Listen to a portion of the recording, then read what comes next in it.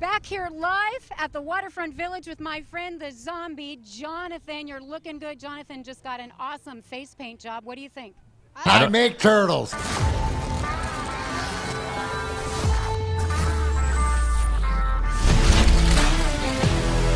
It's now time for Big D Energy with four-time Stanley Cup champ Darren McCarty and the golden voice of Neil Rule. Live on the Woodward Sports Network, 99.1 and 93.5 The Roar, the Woodward Sports app, and anywhere you listen to podcasts. Let's talk some sports. It's Big D Energy.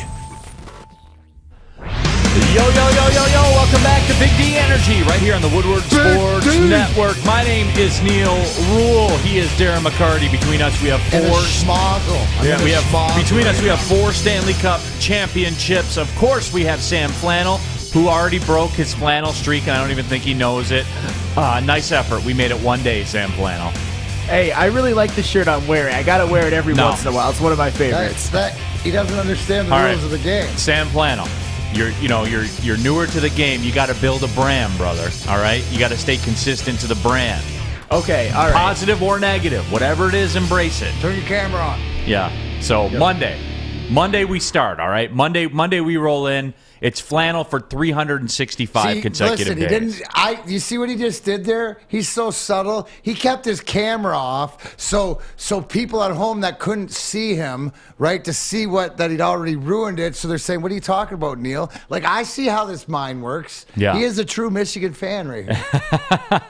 No, but we got to get you rolling. On Monday we'll start it. Sawyer is on brand though today. And look, guys, we talked about it. We teased it. Going to be a big Daytona 5 double-up second hour. There he is. He's on brand. Just want to thank my sponsors. It's been a hard race today, giving us a good car. Oh, yeah, we got them all. Attaboy. Yeah, just shouting out AARP and driving in Hunger today.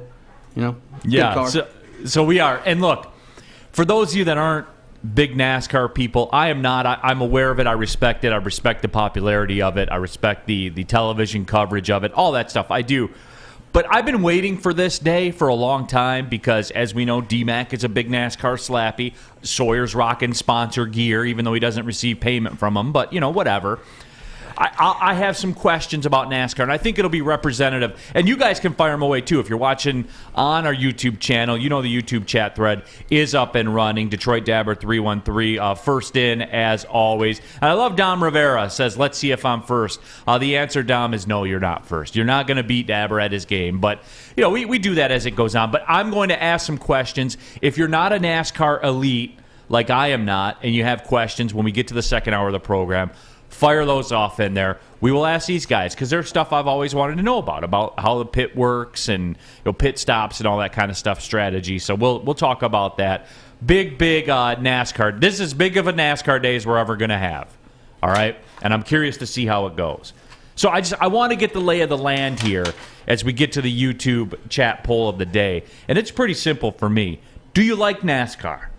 Oh. Do you like NASCAR? Yes or no? Seems pretty easy, D-Mac. That's a pretty easy poll here on a Friday as we're getting into the Daytona 500. Yeah, after the 5 double-lot. Do I have to refer to it as the 5 double-lot, D-Mac, or no? You can refer to it any way you want. I don't refer to that if that tells you anything. FJ1967 says it's Left Turn Friday. Yeah, lots of left turns for a very, very long time. But we do have a good show lined up for you here today. Very cool coming up, about 28 minutes past the first hour.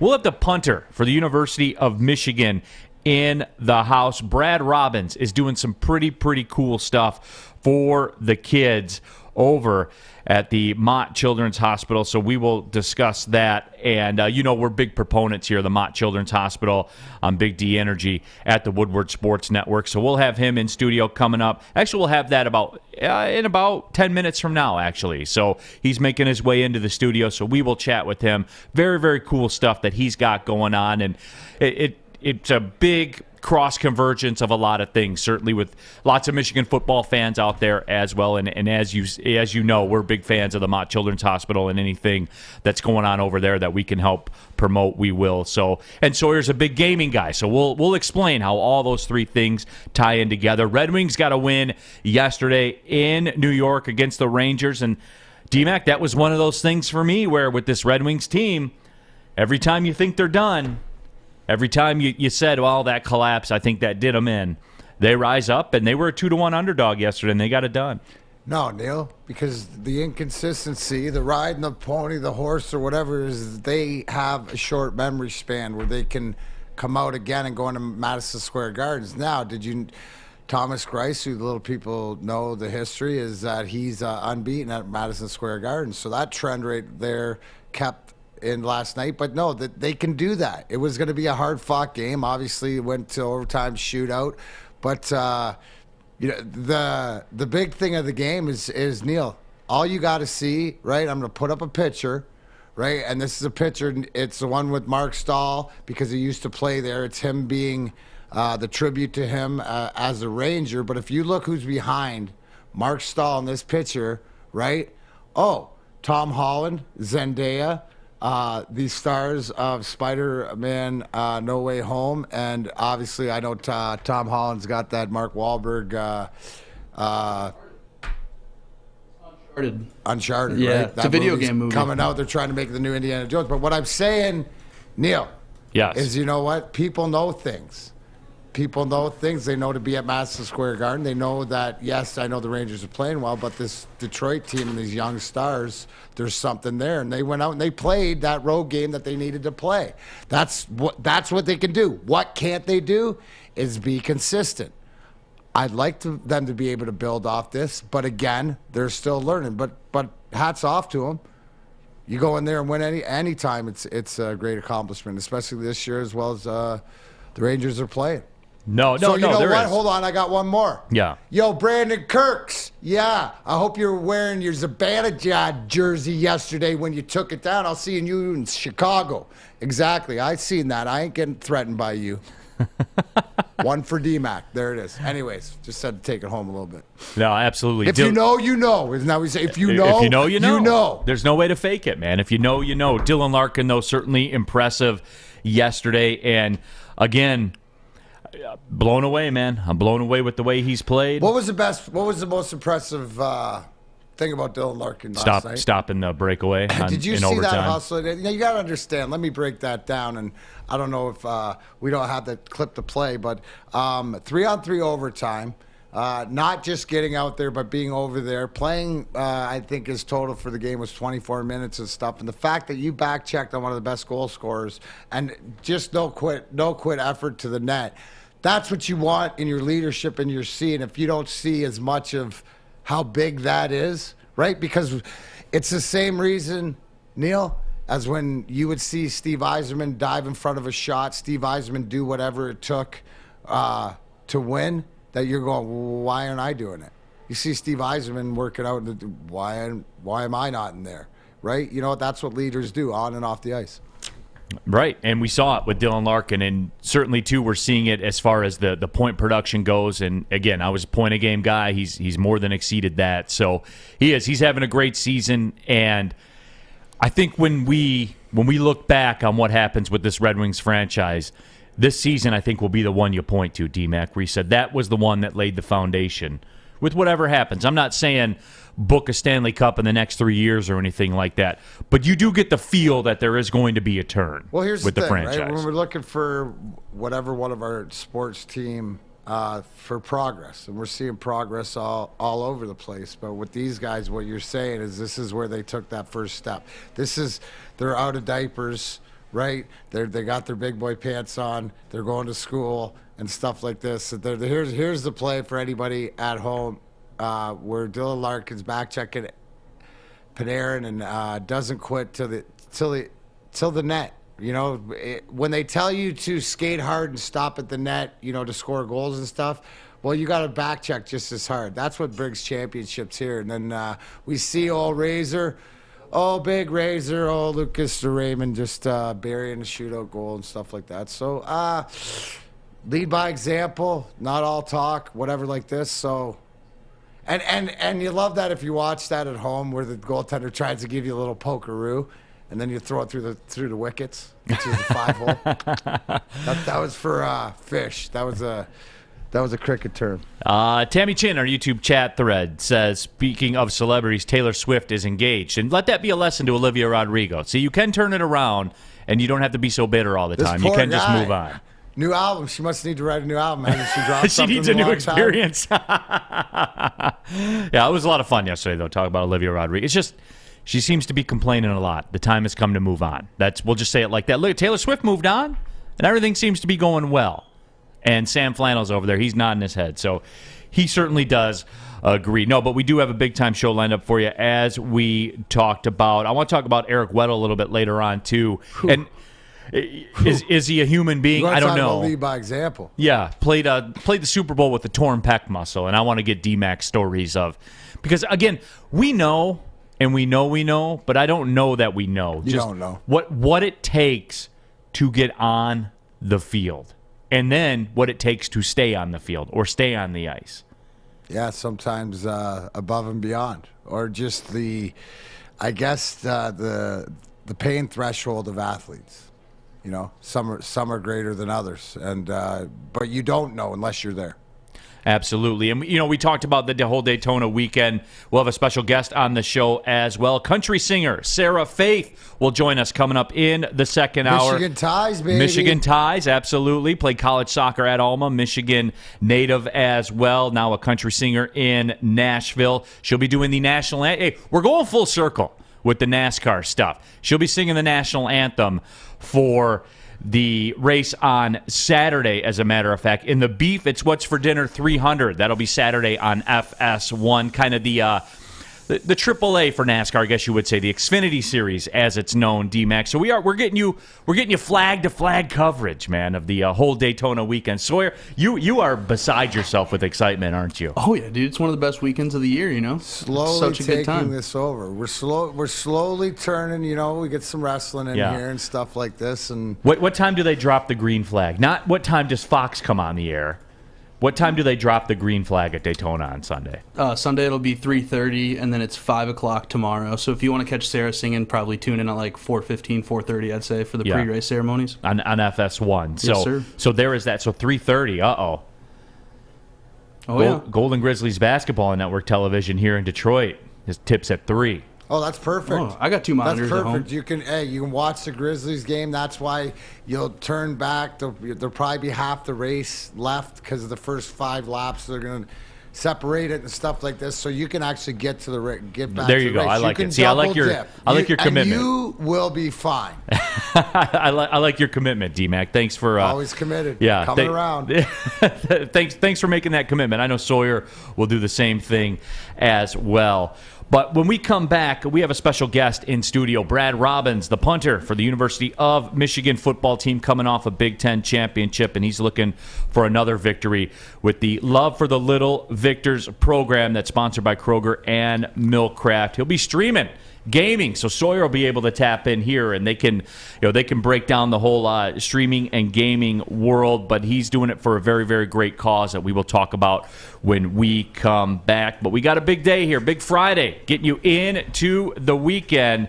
And we will be back with more here on Big D Energy, but not before I tell you about Cintron World, an aspirational lifestyle beverage brand with a line of sparkling flavored energy beverages, premium bottled water, and Revitalizer shots. It's the official energy drink of the Red Wings. Cintron is proud partners with the Detroit Pistons and exclusively served at Little Caesars Arena. If you want premium ingredients, long-lasting energy, balanced hydration, essential vitamins, and all that stuff's cool, but you're going to need great taste. Let's be real about it. I'm going to be sitting there drinking it. If it doesn't taste great, Cintron certainly does, and it's your top choice for it. You can buy online at cintronworld.com. Use a promo code RedWings10. You can save yourself 10% with shipping included. Drink it. Live it with Cintron. Everything that we've hoped for, finally. He's going deep, right side. Oh, that is Edwards out there. He goes up in the air at the goal line. Hey, it's Brandon Edwards here, wanting to welcome the sports marketing agency to Woodward Sports Network, to the family. Glad to have you guys. For the last decade, the sports marketing agency has literally leveraged athletes around issues such as mental health and substance abuse. It's all happening now.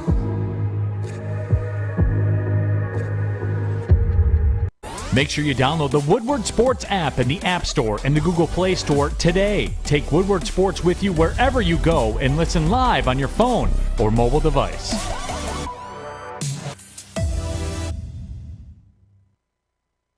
Go! Detroit Sports on Demand. DeAndre Swift, he's going to take it all the way for the touchdown. Make sure you download the Woodward Sports app today. Take us with you everywhere you go. Search Woodward Sports Network or WSN Live.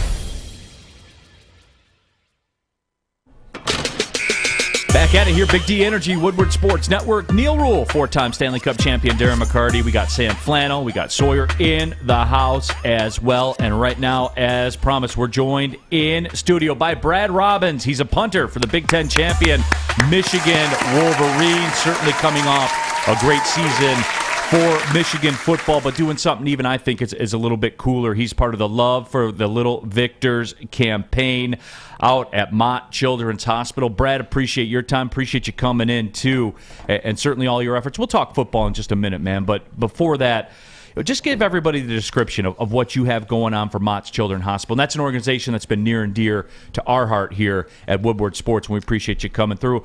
You're going to be streaming, right. Gaming. Sawyer's right. excited. He'll talk to you about that. But break it down for everybody. What do you got going on? Yeah, so I'll tell you how it originally started, I guess, the idea. I originally tweeted out something about like playing with some guys on the team and stuff like that. And the people at Mott reached out to me through that, and I ended up, stumbling across this amazing community of streamers and gamers and people who just want to help other individuals. And as somebody, I think that's kind of my life's purpose, is to help people and use my platform to help people.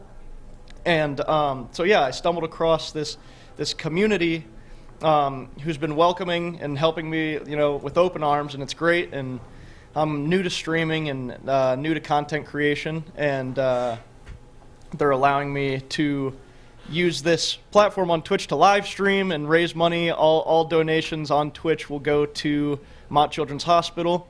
And so I'm going to be live streaming from 8 a.m. to 12 p.m. Sunday morning. And we'll be gaming, obviously, playing, Rocket League and Fortnite and what have you. I'm like a top 1% guy in Rocket League. I got addicted to that game and all that kind of stuff. But it's beside the point. Top 1% where? In the world? Yeah. Dude, so we're talking, dude. This guy not only knows how to kick it on and off in the virtual world, metaverse. Is this something so you're streaming, and are you doing this at the hospital for the kids, or how does this work? What are the different things? Is it you being a part of showing your world, or showing pretty much, or are you Sawyer? Might have like talking to Ninja? Is this a new Ninja right here? He might be the Ninja at Rocket League. Sounds like it, top 1%. That's what I'm saying. I'm not quite there yet as far as just like a following, but yet. Yeah. That's the key word. So that's something hopefully I can build into, just being able to use not only my platform as a football player, but my platform as a streamer to help people. So that's what I'm working on now, is developing content creation and developing a platform in the the media Twitch streaming kind of universe. So it's been really, really interesting. I've had a lot of help, which is awesome. So I'm trying to think. So moving forward, like live 8 a.m. 12 p.m. right on Sunday. So it'll be I'm gonna do $50 donated. I have a wheel that I'm gonna spin, right? Mm-hmm. And this will be a wheel for challenges of stuff like eating like ghost peppers and stuff like that, right? So I have like 5 to 6. You're like a self-torturing, give it away, dude. You're like one of my deathmatch buddies who told me I was like, where he said, well, I only fight my friends. I only beat up people I like. And you're willing to really get in on some of these stuff. You don't just lead with, do we have to teach him? You don't just lead with ghost pepper. You should have said jalapeno, and then the next one you could lead up to it. But I like your commitment. Much appreciated. So it'll be every $50 will be like a challenge, just doing all that kind of stuff. Okay. And then every $100 will be a raffle for like a giveaway. And I have like T-shirts, hats, memorabilia, bunch of different stuff. And when we make it to 1,000, hopefully, right? Right. Every $1,000, I'm going to have signed apparel from guys on the team like JJ McCarthy, Donovan Edwards, Andrell Anthony, all those guys. The operation, me, Moody, and Wagner, the specialists. The special teamers. Yeah, the teamers, man. So.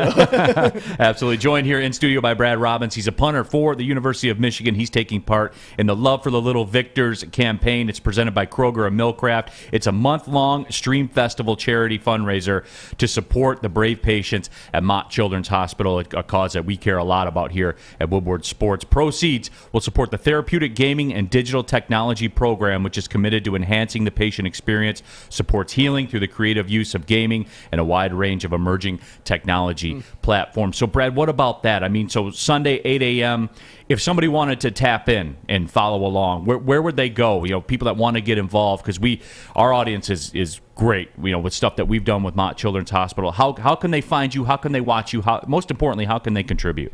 Right. So it's on twitch.tv. For those of you who don't know, like Twitch TV is a streaming platform. So it would be twitch.tv, and then it's then it's the fourth down quarterback. So it's and then it's fourth TH, and then it's down DWN without the O in it, and then QB, just capital Q, capital B. Absolutely. And they can follow you on Twitter, too. I'm sure you'll be tweeting out all the information, certainly. And you're at _BR91, correct, on Twitter. Correct. So that'd be the best way to do it. You can get a direct link, I'm sure, from Brad himself, and he can do it. And, you know, it's funny. My son's, same deal, right? You know, big into the Fortnite, all that kind of stuff, like everybody is. Patients at the Mott Children's Hospital, you know, their kids too, the same things are important to them, and that's what they like to be involved with and stuff like this.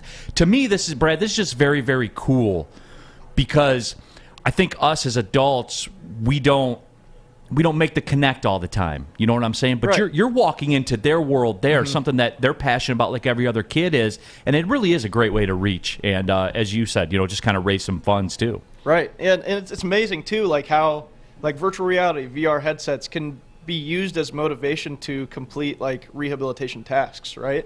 Like if somebody is not too motivated to like, hey, like I need you to, you know, like swing your arm or like lift your arm or do something. Right. It's a lot easier to put a VR headset on somebody and be like, hey, or a kid especially who's into gaming, and just say, hey, like, why don't you reach up there and, you know, like cut down that branch? And like it would be, you know, they're doing rehabilitation without actually feeling like they're doing rehabilitation, right?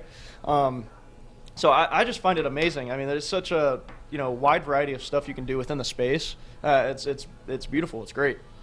Absolutely. Brad Robbins joining us here. So, Brad, you know, I do have to ask you, since you're here, you know, obviously coming off that Big Ten championship, the art of punting and being a punter, where is it as rough being a kicker in the streets as they say it is? You know, just like the team getting on you and stuff like that. Do you guys run at practice like everybody else does, or no? Oh, yeah. So, like, I do all the combine drills, too. My times are actually like in the probably middle of the pack for like NFL like skill players. They're, you know, not anything jumping off the charts, but I can run a 4.6 40, and I'm not like I want to know how did you get into the role of a punter? I would assume, and I don't know this for a fact, but did you always want to be a punter since you were a little kid? Or cool. Everybody kicks the ball around the backyard. Everybody does. So like, I mean, I was a 4-sport athlete in high school. I played everything I could. I thought I was going to play baseball in college for a long time. But my dad actually had tryouts for the USFL when that was a thing. He's a big lefty punter, right? Okay. He kind of turned me onto it, and he's like, hey, let's go to a couple camps and, you know, see what you're made of, right? So it was like sophomore year of high school, and I hadn't started like punting until that point. And I ended up hitting like couple balls over 5 seconds of hang time, which is like NFL, I guess, like that's pretty good for NFL guys, right? And Jordan Berry, who is now with the Vikings punter, he's now the Vikings punter. He was at that camp. He's like, man, you might be able to get your school paid for, right? So that kind of turned me on to the idea of like, man, I should really start working on. I should really start probably your parents too, yeah. Right. So yeah, it's funny too. So my both my parents went to Ohio State, unfortunately, and I'm from Columbus, right? So the first guy I trained with, his name was Ben Buchanan. Okay. He was a punter at Ohio State, and his dad is like my dad's doctor. So he kind of like helped me out for a couple weeks here and there. Started going to camps. Started opening the world of punting, which I didn't know how massive it would be, right? And kind of from there, it wasn't until like senior year, I was like, man, I really want to go do this in college, and I want to go play professionally. I think I have a chance at it. So yeah, it is definitely an art. It is very comparable to golf. Do you have, right? That's what maybe that's why it's a skill, right? It's a skill, yeah. Right. Well, it's repetition to whatever like that. Do you have maybe a favorite punt? And like my two-part question. I wanted to ask you your favorite punt, but you mentioned your Ohio State kid growing up in that household. How big was the win this year for you, and what was it like going home? Right. Yeah. So it was definitely a breath of fresh air. Going home the past, I've been here since 2017. This will be my 6th year, right? And we hadn't won a game against them. So every time I go home, you bet I'm hearing about it, right? From anybody. Even if I just I'm wearing like a Michigan hat or like a Michigan sweatshirt or something, I'm getting a lot of crap from everybody.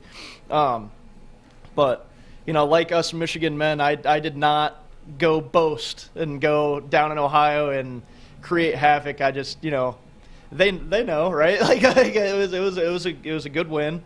But the most important one is the next one, right? So we got to be able to move on, and obviously go down there, which is a tall task, and hopefully the same result, right?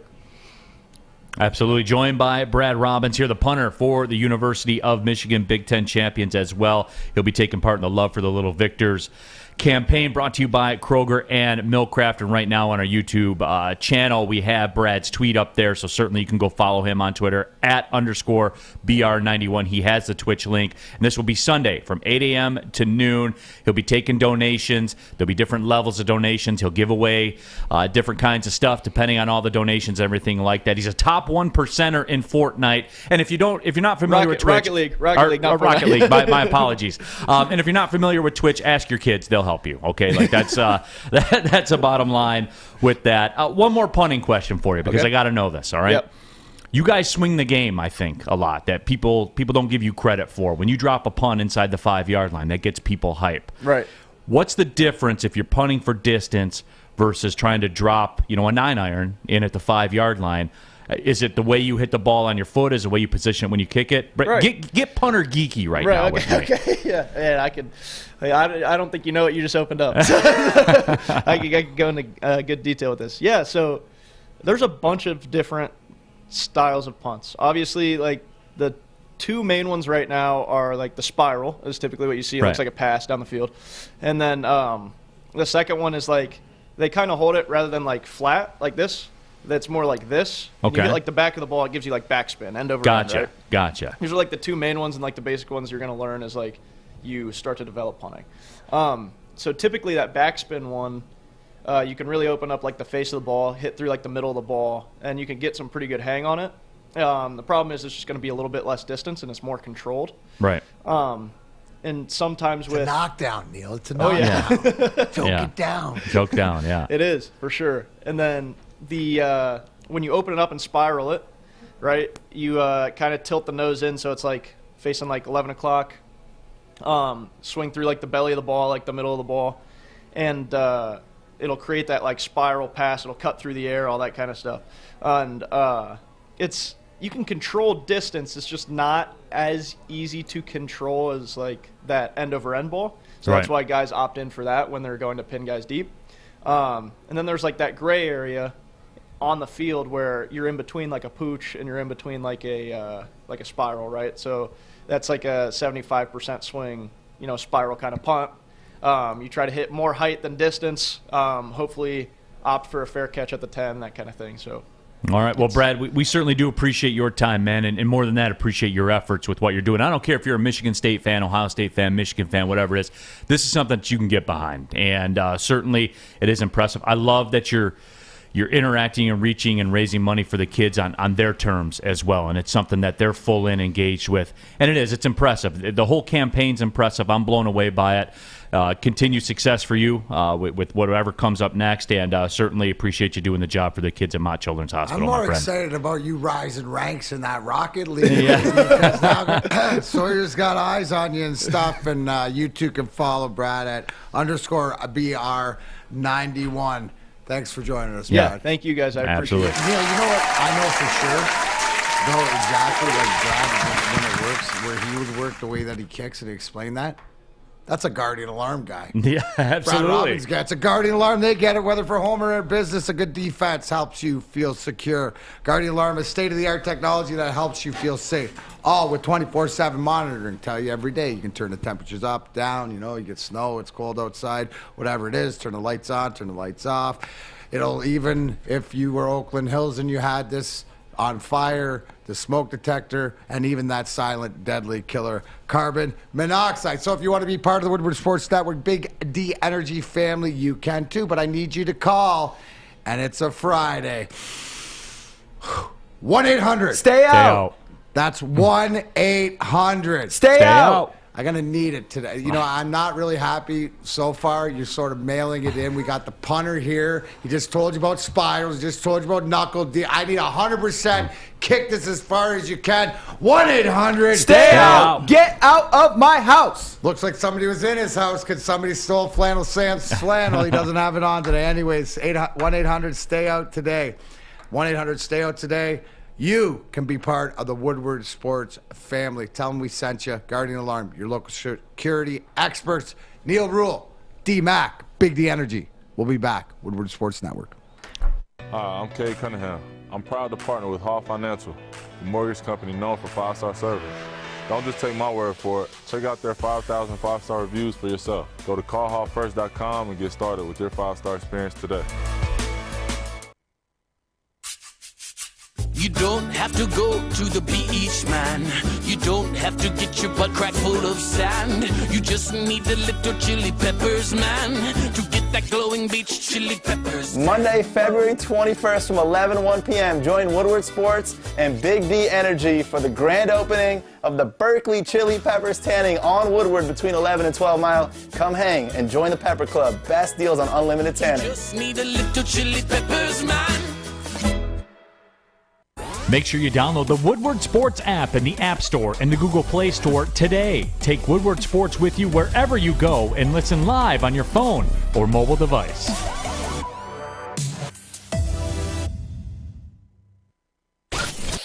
Comerica Park, sunshine, the crack of the bat. More sunshine, warmth. We're almost there, Detroit. Summer 2022 will be the summer of Woodward Sports. We just gotta make it through this damn cold first. What's the over-under? Should I tease? Who is the lock of the night? Make sure you're watching Woodward Bets to get the latest in sports betting and more. Woodward Bets daily on Woodward Sports.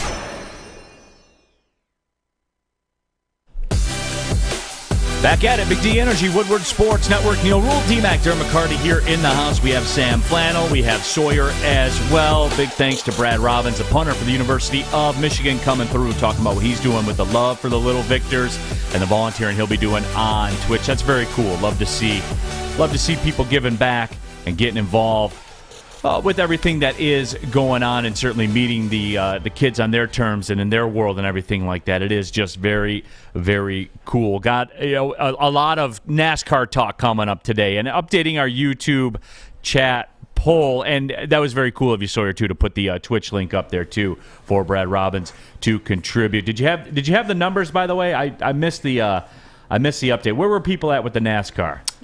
Yeah. Oh, I stung it to myself. Okay, we got 26% saying yes, they watch NASCAR. Okay. 56% saying no, and then 18% saying raise hell, praise Dale, baby. All right. So about 50-50. Yeah, 104 votes. Yeah. All right. So about 50-50.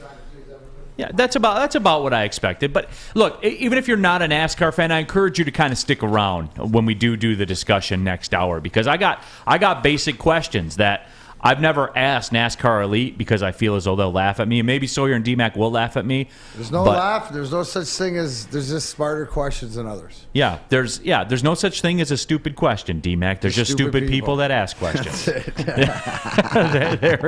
There it is. No, but happy to have everybody, get engaged with all of that as well. But, it was fitting we talked to Brad Robbins, a punter for the University of Michigan. Lots of Jim Harbaugh news yesterday. And, I'm actually very much on Harbaugh's side with all that. Jim Harbaugh said that he won't apologize for exploring the NFL. He made these comments on his podcast In the Trenches yesterday. And you know what, D-Mac? He doesn't have to apologize for it. And what did we talk about here? The thing that we respected that he did differently, or the way he did it, he was transparent. Very out front. You talk about it from all, because everybody's trying to dig up dirt. This is what society we live in, dig up dirt. Oh, hey, recruit, did Jim? No. Mr. Harbaugh, Coach Harbaugh told us that what he was, give the guys, that's not what it's about. That's not, has to do with anything to do with the conversation. We're trying to read tea leaves of what his contract meant, but no way. I thought he did it admirably, right? And even if he didn't, he doesn't have to apologize to anybody. No. But again, what I saw and what I hear is one thing that until last year, right? Self-awareness. That and Jim Harbaugh weren't, in my opinion, he wasn't the most self-aware guy. Last year, he became self-aware, and I think he continues to be self-aware. But, Neil, let me ask you this. How many times have you not known yourself, you're not 100% on a decision? Does somebody ask to make a decision no matter what it is? Sometimes you're like, oh, do I need to do this? Is now the right time? How many people have had opportunities, but the timing's not right? But it doesn't change in their mind that, hey, that would have been cool. Maybe that's where he's at. Who knows? But he owes nobody apologies, and because of his transparency. That's why there was a respect this time around that he's been dealing to the university, in my opinion. And we had the discussion, too, yesterday and a couple days ago where I asked Michigan fans where they were at with Jim Harbaugh. And I was surprised at the level of negativity / indifference versus what they were like the week. And granted, this is going to be the case the week after the Ohio State win, the week going into the college football playoff. Now, with the way things played out, obviously, that dampened some people's spirits. But I am surprised by the amount of negativity / indifference from Michigan fans. And this is me talking here, saying, because, again, for me, it all boils down to Jim Harbaugh doesn't have to apologize because, look, hopefully there will come a day where I have to make a decision or you have to make a decision. And I'm not going to apologize for the decision I make. I mean, it is what it is, right? It's an open market situation. Here's the thing, Neil, let me say this. In that day coming, you're not going to be sneaky snake or hide it. You're going to be transparent about it always throughout, right? That's why I respect this time. He did it with the recruits, too. It sits wrong because, you know what it is? Because he's not their first choice. The university is not his first choice. Can we agree on that? Absolutely. That if he had, and people feel hurt about that, right? And they feel butthurt about that because you would expect after we had the punter in Brad Robbins, who's been there 6 years, hadn't beat Ohio State, finally does. It's like everybody being on board. Well, unfortunately, your coach isn't 100% in. He may be 99, he may be 95, but that other 5 is still on a dream of going to the NHL, in my opinion. So, yeah, I mean, but it's how he responds to this. What does he do? What coaches does he put in place? Let's see where he's at now, right? How many times have you had to make a decision, right, of to do or not to do something, and then you had to continue on with life or continue on with a job that you either had or it's new, right? That's what I'm more interested in now, the program, how the players react. How we see him out in spring training, in spring camp, or whatever it is. When they get together, are they engaged? Does it look like that Michigan team that it looked like last year that was all in together? Can we argue at that? No, you can't argue that he found a way that they played for each other as hard as they did. So, Jared Howard says, Neil, did you listen to Olivia Rodrigo on your way to work today? No, I didn't. It didn't come across the radio. I was doing more. You know what's funny? You guys maybe you'll laugh at this, maybe you won't. I was listening to some NASCAR coverage on the Sirius satellite radio. I'm true to the game. Is he going to be doing the intros again? Oh, I hope so. You love that. I thought it was hilarious. Yeah, it was great. I dug it. I've seen a lot of intros and stuff. That was cool. Gus Johnson. You loved it, but no, I did not today. Again, you can go back and watch yesterday's show if you want. My discussions and feelings on Olivia Rodrigo. Just needs to get past it and stop the whining and stop the complaining. But you know, for me, I'm curious about. Shout out to our boy Easy. Yeah, absolutely. It's just, for me, though, it is interesting, though, how the Michigan fans, how they view Harbaugh, and all Harbaugh did was what we asked for, right? I think that's all people want, is for you to just be up front and be honest about it. We're on the YouTube channel right now. We're showing a tweet from Chris Hummer. $3 million buyout, which drops fast, isn't going to stop any conversation about Harbaugh's future in Ann Arbor. The NFL question is going to hang over Michigan recruiting. And that is true. I mean, again, this is another one of those classic examples of both things can be true, where I think, A, it's admirable what Harbaugh did, even with the recruits, above the University of Michigan, with the kids, right, that are gonna make a decision to play for Jim Harbaugh, to play for Michigan, because that is the order of operations here. Don't get that twisted. They play for Jim Harbaugh first. They play for the University of Michigan second. I feel as though. That's not the case with all of them. But the five-star guys and the big-time guys, the program changers, that's how it works. Exactly, right? And that's sort of the guys that have more into the NFL program, right? Where you're there to move on to play football as this 5-star, 4-star, whatever it is. As it's not about the education. So it's not about the university as number one priority.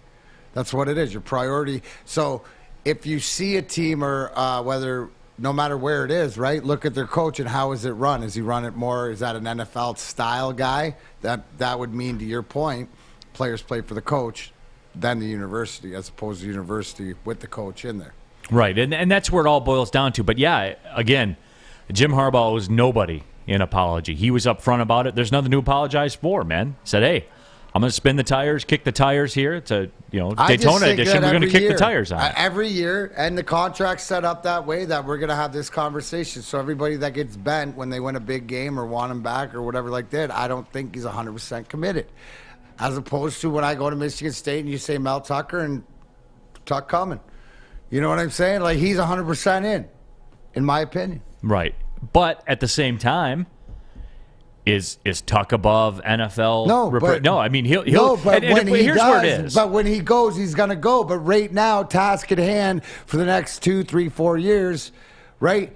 He's not focused on that. We don't hear anything out of there, right? That's the whole thing. Is you're always gonna hear something because Harbaugh does it. It isn't put to bed. Then the contract comes out. Then the buyout comes out. That's just proof in the pudding. Yeah, and look. We're all in that spot, right? I don't care what you're doing out there. If you're a driver for Amazon and UPS comes to you and says, "Man, you're excellent at what you do. We're going to double your salary. Come work for us." Where do you think that Amazon driver's going? Excellent. Yeah. Nice. Where do you think that Amazon driver's going? Let's go UPS. For me, I mean, if Sirius XM or ESPN or somebody comes and they say, "Hey, we're going to triple your salary," guess what? Got to have some conversations at that point. You know what I'm like? That's the way it works. Look what I got. What do you guys think? And if you have respect, you're going to say, and if it's on the same level, you're going to offer this conversation. Can we do something? But if you're in this position, you should, and you're around the people that I guess should be, they'd be happy for you because it's all about building up. Yeah. We're going to talk. We're going to talk to Sarah, who's singing in the Xfinity, right? That's guys that are driving in like the AAA of NASCAR trying to get into the Daytona 500. Who's the next best? Everybody's moving along, moving the flow. I know. There is no doubt about that. When we come back, I do want to talk about Eric Weddle. It's an absurd story for Eric Weddle. And I want to get D-Mac's thoughts because D-Mac was a tough guy in his own right. And I'm not even talking about fighting. I am, however, going to talk about Gypsy Vodka. You know where I am with that. And we know 50 different formulas, countless taste tests. Yeah, cool. Corn distilled 6 times. Cool. Gluten-free. Cool. Artesian spring water. That's cool, too. Cool bottle, as you see, as you're watching on the YouTube channel right now. Made in Michigan. Very cool. Out of Petoskey. That's cool also. Here's the deal for me. You pour it in a glass with some ice and some club soda. Squeeze a lime in there. It's as good as any other vodka that's in my rotation. It's better than any other vodka that would have been in my rotation because the rotation is one right now, and that's that bottle of Gypsy Vodka. It is purely that simple, everybody. If you're into the bottle stuff and the designer stuff and the artesian spring water stuff, live your best life. Me, I like good vodka when I pour it in the glass with the ice and the club soda. Sawyer's on one now, too, with it. It's his go-to with Bloody Marys. How many Bloodies? Look, Sawyer, you're going to bust out the Gypsy Vodka on Sunday, I'm sure, for the 5 double aught, right? Oh, probably, yes. How many Bloodies you going to knock? How many Gypsy Vodka Bloodies you going to knock down on Sunday? You know, I was honestly thinking about that. I think I might go the Moscow Mule route for the race, just because it's not as heavy, you know. Bloody. I have some extra ginger beers in the garage. Just a solid fifth of Moscow Mule. So you get out, okay, so you'll get up in the morning. You'll go to the Gypsy Bloody route. You know, it's a good morning. I guess, we could do it that way. You know, pre-race, you'll have a Bloody. You'll have a Bloody, and then you'll get into the Moscow Mule. Yeah, and then the mules will start going. You better go to the store and get a second bottle of Gypsy Vodka. I have to ask for it by name, though. Ask for it by name. It's Gypsy Vodka. As always, drink responsibly. Hi, my diamonds. It's Crystal with an X. You want to get hot and perfect like me? Here's my super easy routine. Drink at least a gallon of water before you wake up. Attach a weight to everything in your house. Hello? Sell your car and just sprint everywhere. Scream when you exhale. Don't follow Crystal with an X. Do your own thing at Planet Fitness with tons of equipment and free fitness training in our clean and spacious clubs. Join now for just $10 a month and cancel anytime. Follow us everywhere. Just search Woodward Sports on YouTube, Facebook, Twitter, Twitch, IG, and more. Back at it, Big D Energy, Woodward Sports Network, Neil Rule, Darren McCarty, Sam Flannel, Sawyer here. You know, we're squad deep up in here. Clomp Saw says screwdriver and a Denver omelet. Denver omelet's aggressive. You seem like a Denver omelet kind of person. Guy. Absolutely. You do? Yeah. Well, how do you think I roll? Give me that beef. How do you? Give me that beef. You know what? And I'll pass. I can do a virgin bloody though. Yeah, absolutely. Still, they're strong. Meal. That's sort of the appetizer. Sawyer, what kind of omelet you think I roll with? I'm not a big breakfast guy, so I don't eat a lot of omelets. But when I do, what do you think? I don't know. I feel like you're a Western omelet guy. Get the gravy on top, get a little bacon, a little sausage, a little egg and cheese. That's what I go for. That was a past life. That would have been the play. Cheese. No, it's it's mushroom and Swiss. Greek? Mushroom and Swiss with some spinach. Okay. Egg white? I pass on the mushroom. No, I'm not. It's not that snooty yet. I'm not that snooty yet. Maybe we're talking about the next contract. I got into being that snooty. Drapes and I used to go eat Sundays every morning, and he got me into that. But I just follow around when other people are eating them too. Just hopefully, and then usually you look at it, and sometimes the guys, the people that you're watching, you want to be like, do what they do.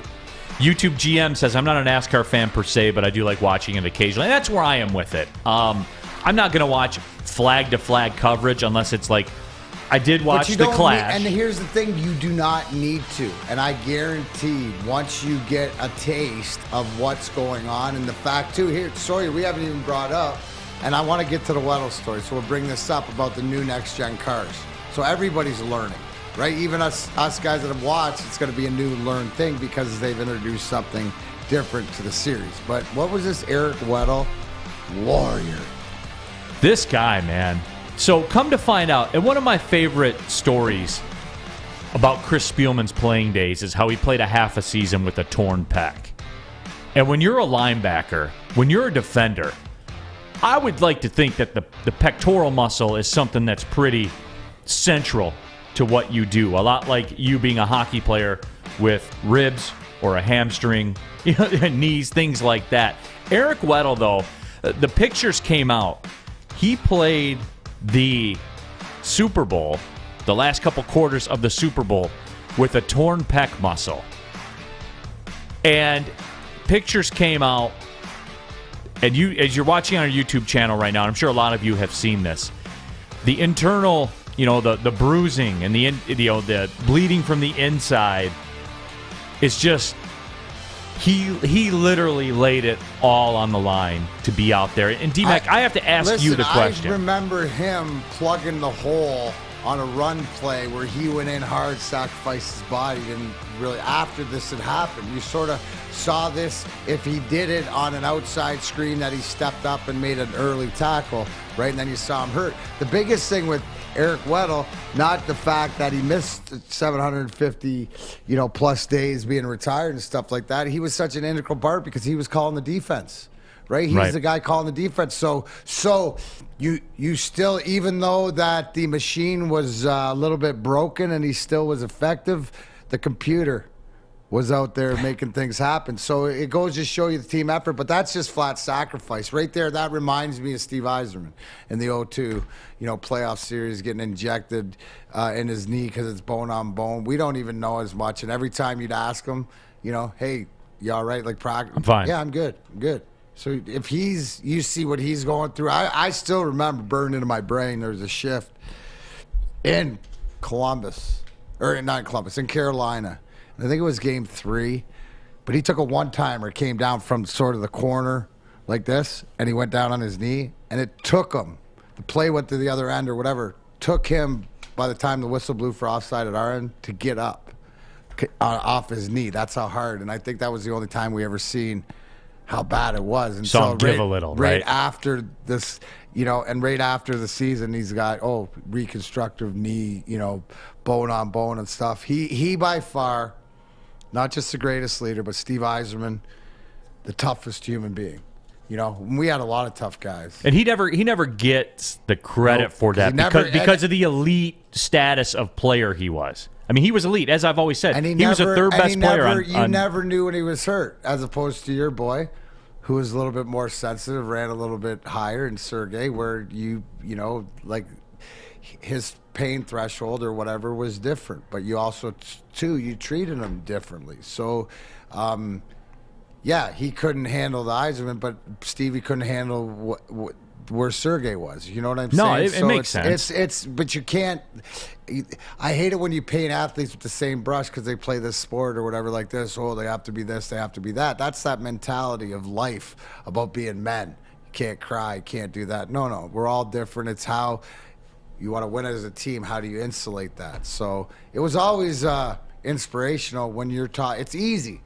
When your top guys are your hardest working guys and the most guys that sacrifice, well, you learn, you fall in line. Yeah, he just never got the credit. He just never got the credit for being tough because he was, at a time, he was the third best player in hockey on planet Earth, only behind, Wayne Gretzky and Mario Lemieux. And to some degree, to win the Stanley Cup at the end of it, if you were going to take I probably ended,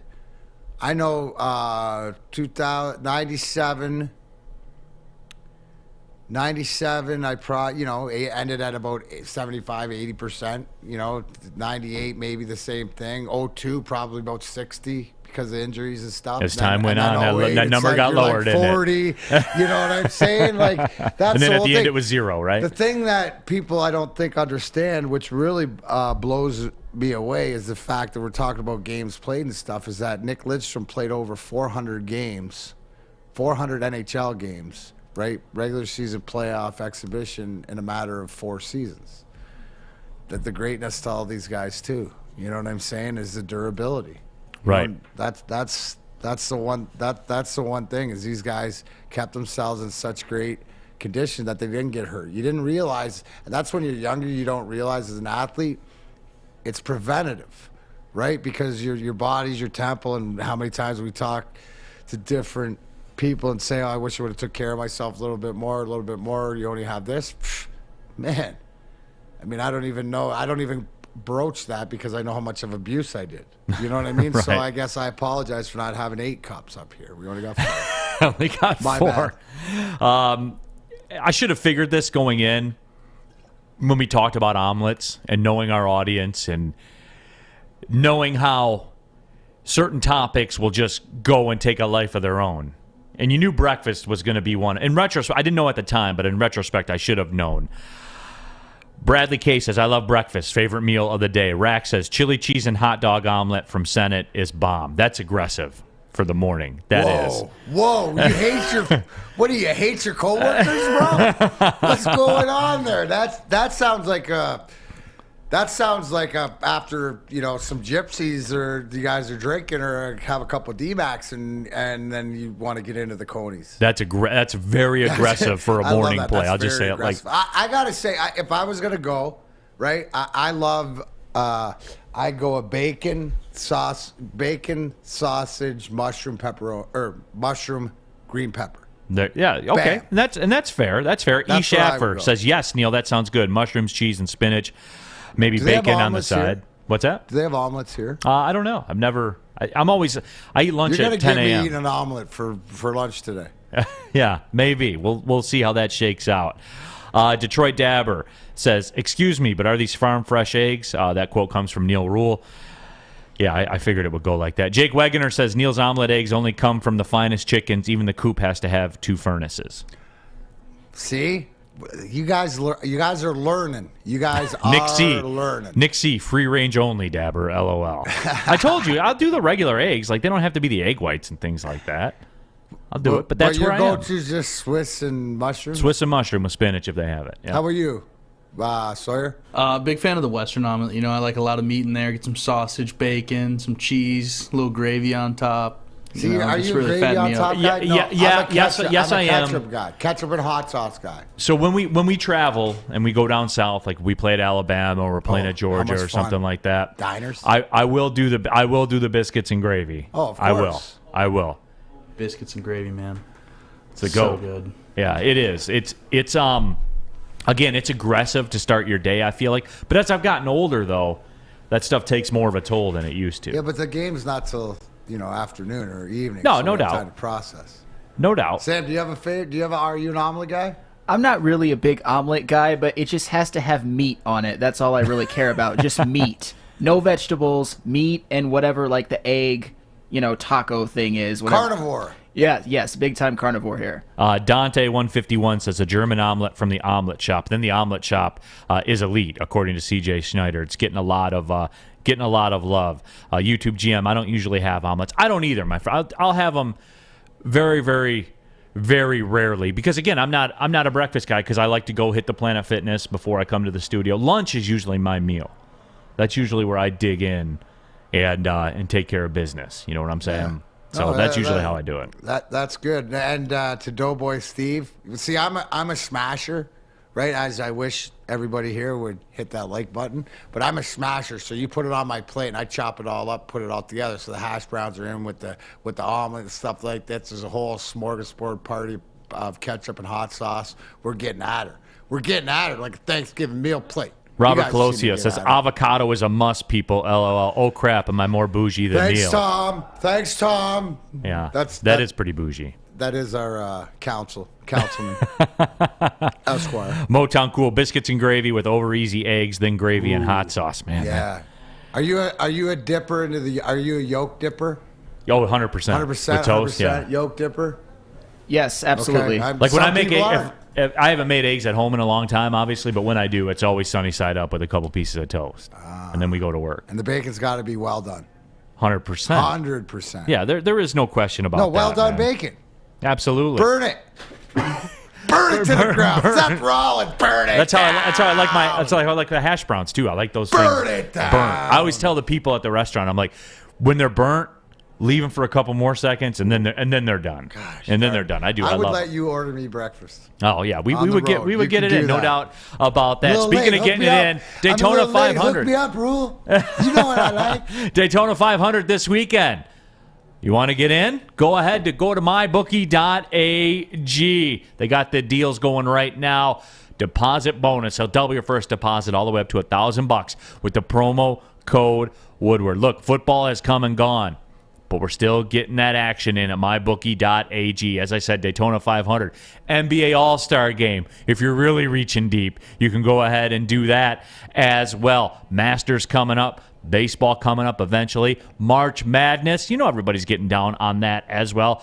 The world is your oyster in terms of sports betting at mybookie.ag. Again, use a promo code Woodward. They'll double your first deposit up to $1,000. You can bet anything, anytime, anywhere with MyBookie. Have a problem with gambling? Call the Michigan Problem Gambling Helpline, 1-800-270-7117.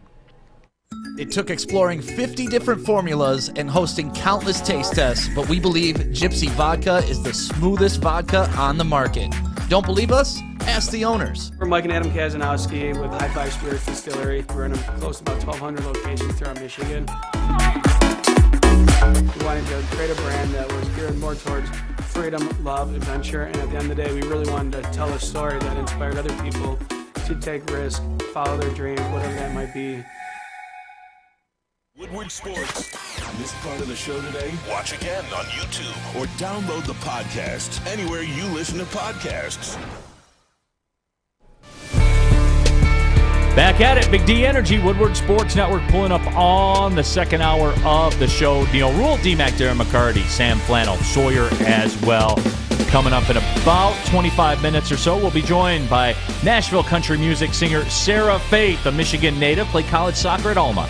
As a matter of fact, she's singing the national anthem at Daytona this weekend on Saturday for the Xfinity Series Beef. It's What's for Dinner 300. Now, Sarah Faith also sang the national anthem for the college football playoff, Alabama and Cincinnati, down in Dallas. But wrapping up this conversation about Eric Weddle, the man played the Super Bowl with a torn pec.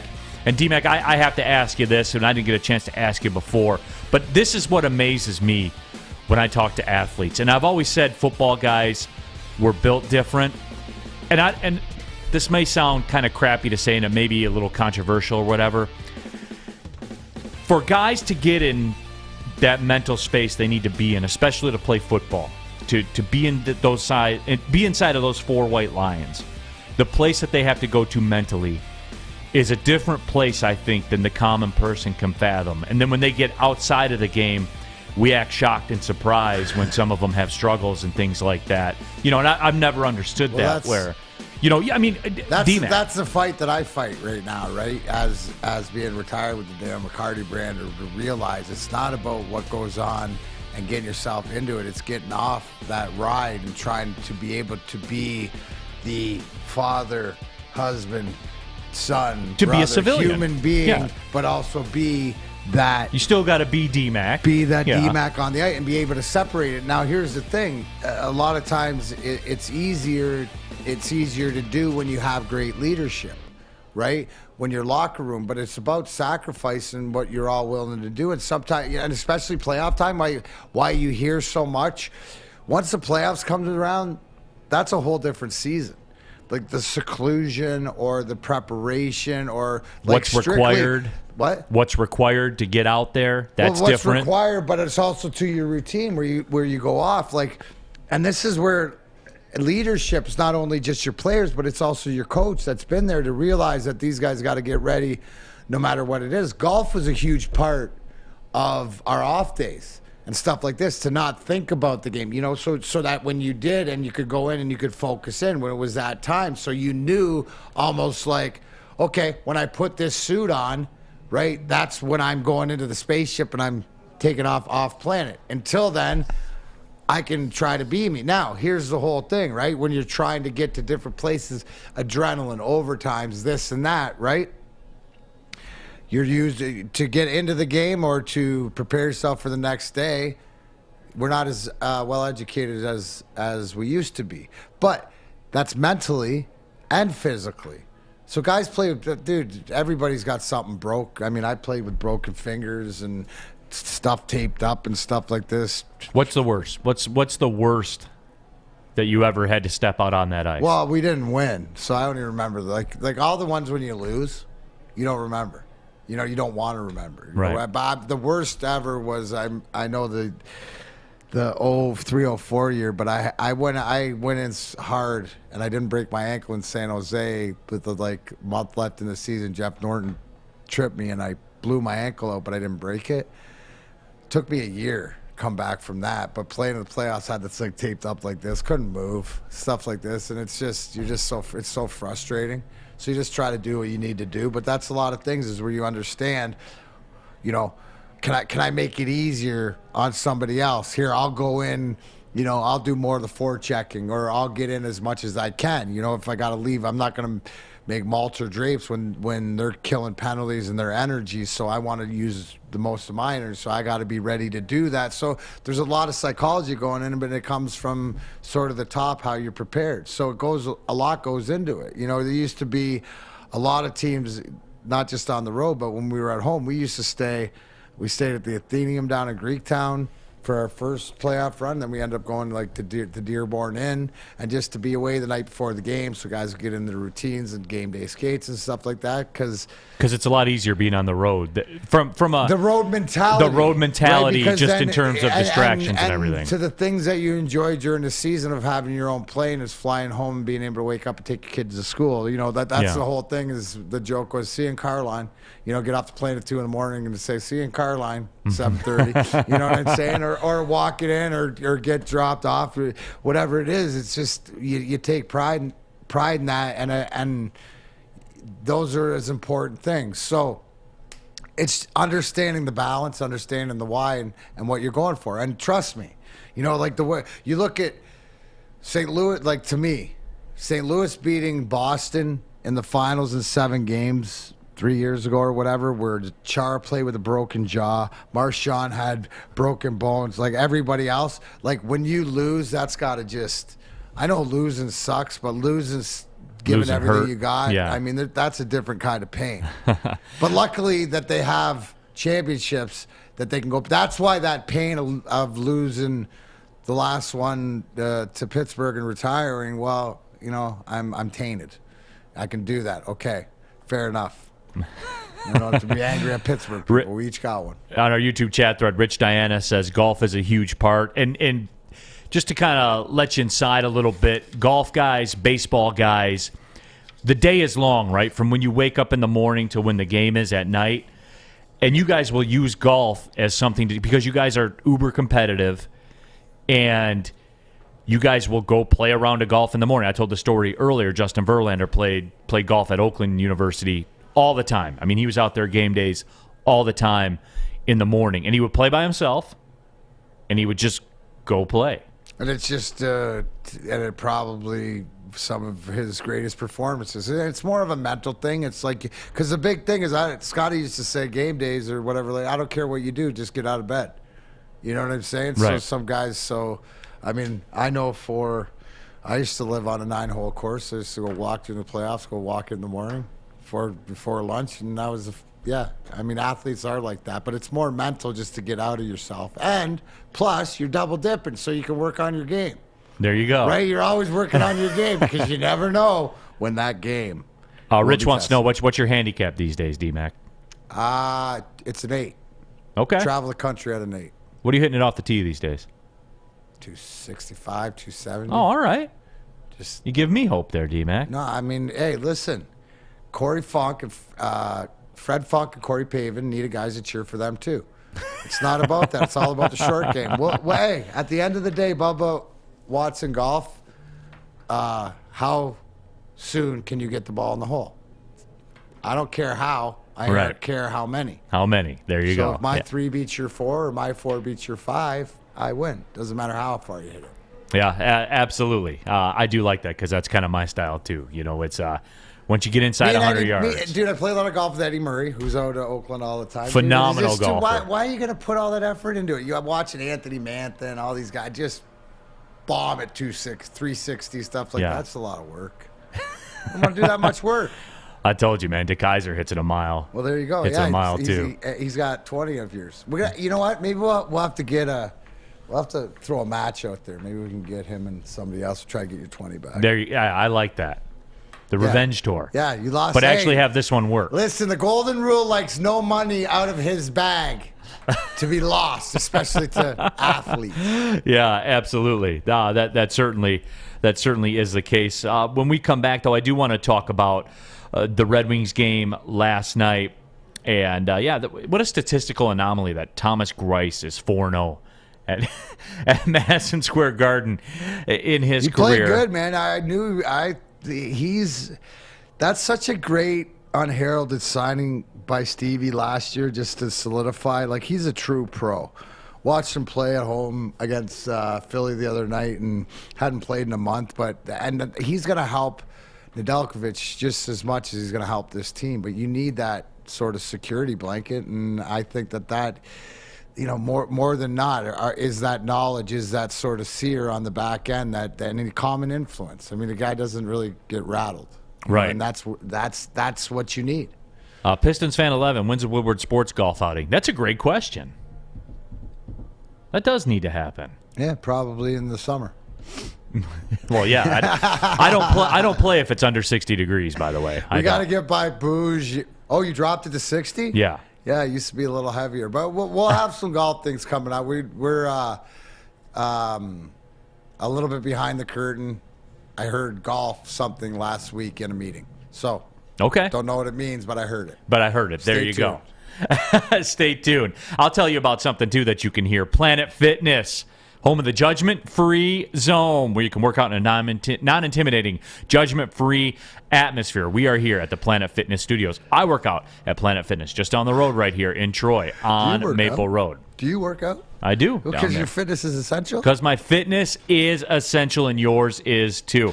You can join your home club, just $10 a month. They also have a black card option that'll give you access to over 2,000 Planet Fitnesses worldwide. Unlimited tanning, hydro massage, massage chairs. Everything comes along with it. You can join today in club. You're going to pass by a Planet Fitness on your way home. Just pull into the parking lot and you can join right there. Pull up on them. Yeah, pull up on them and join right there to your home club. You can also go to planetfitness.com and join there as well. No matter where you are, there's a Planet Fitness close by. They now have one open in Midtown Detroit at the Detroit Pistons Performance Center. Right now, $0 down, $10 a month. That's it. If you haven't done it yet and you're thinking, man, I got to get in some better shape, Planet Fitness is the spot. It is. It really is. And I'm telling you guys this based on experience. Love my experience there, especially at my home club there in Troy on Maple Road. Matt and everybody, the whole staff out there. And, hey, I pay for my membership. I'm just telling you guys, I'm reporting how I interact with everybody, and it really is. Clean club, great people, non-intimidating, judgment-free. Everything they say it is, it certainly is. So because let's face it, your fitness is essential. Go join Planet Fitness today.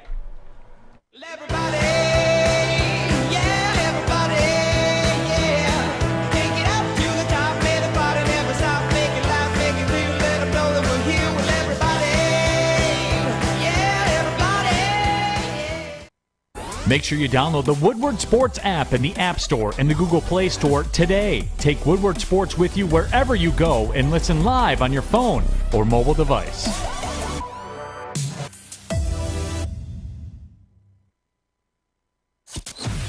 Season for us. We're talking sports 365. Detroit Sports Network. Woodward Sports.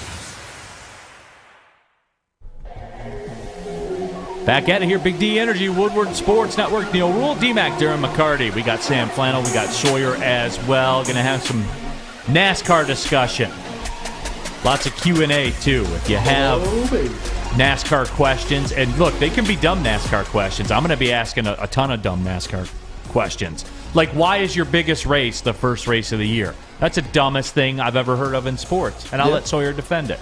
You want me to go right now, or are we going to save it? No, we'll save it. Okay. Yeah, I got an answer for you. Easy guy. No. Easy. I know you. And look at I'm these guys. I'm all gas, no brakes, Hey, Sawyer, just turn your camera on right now for a second.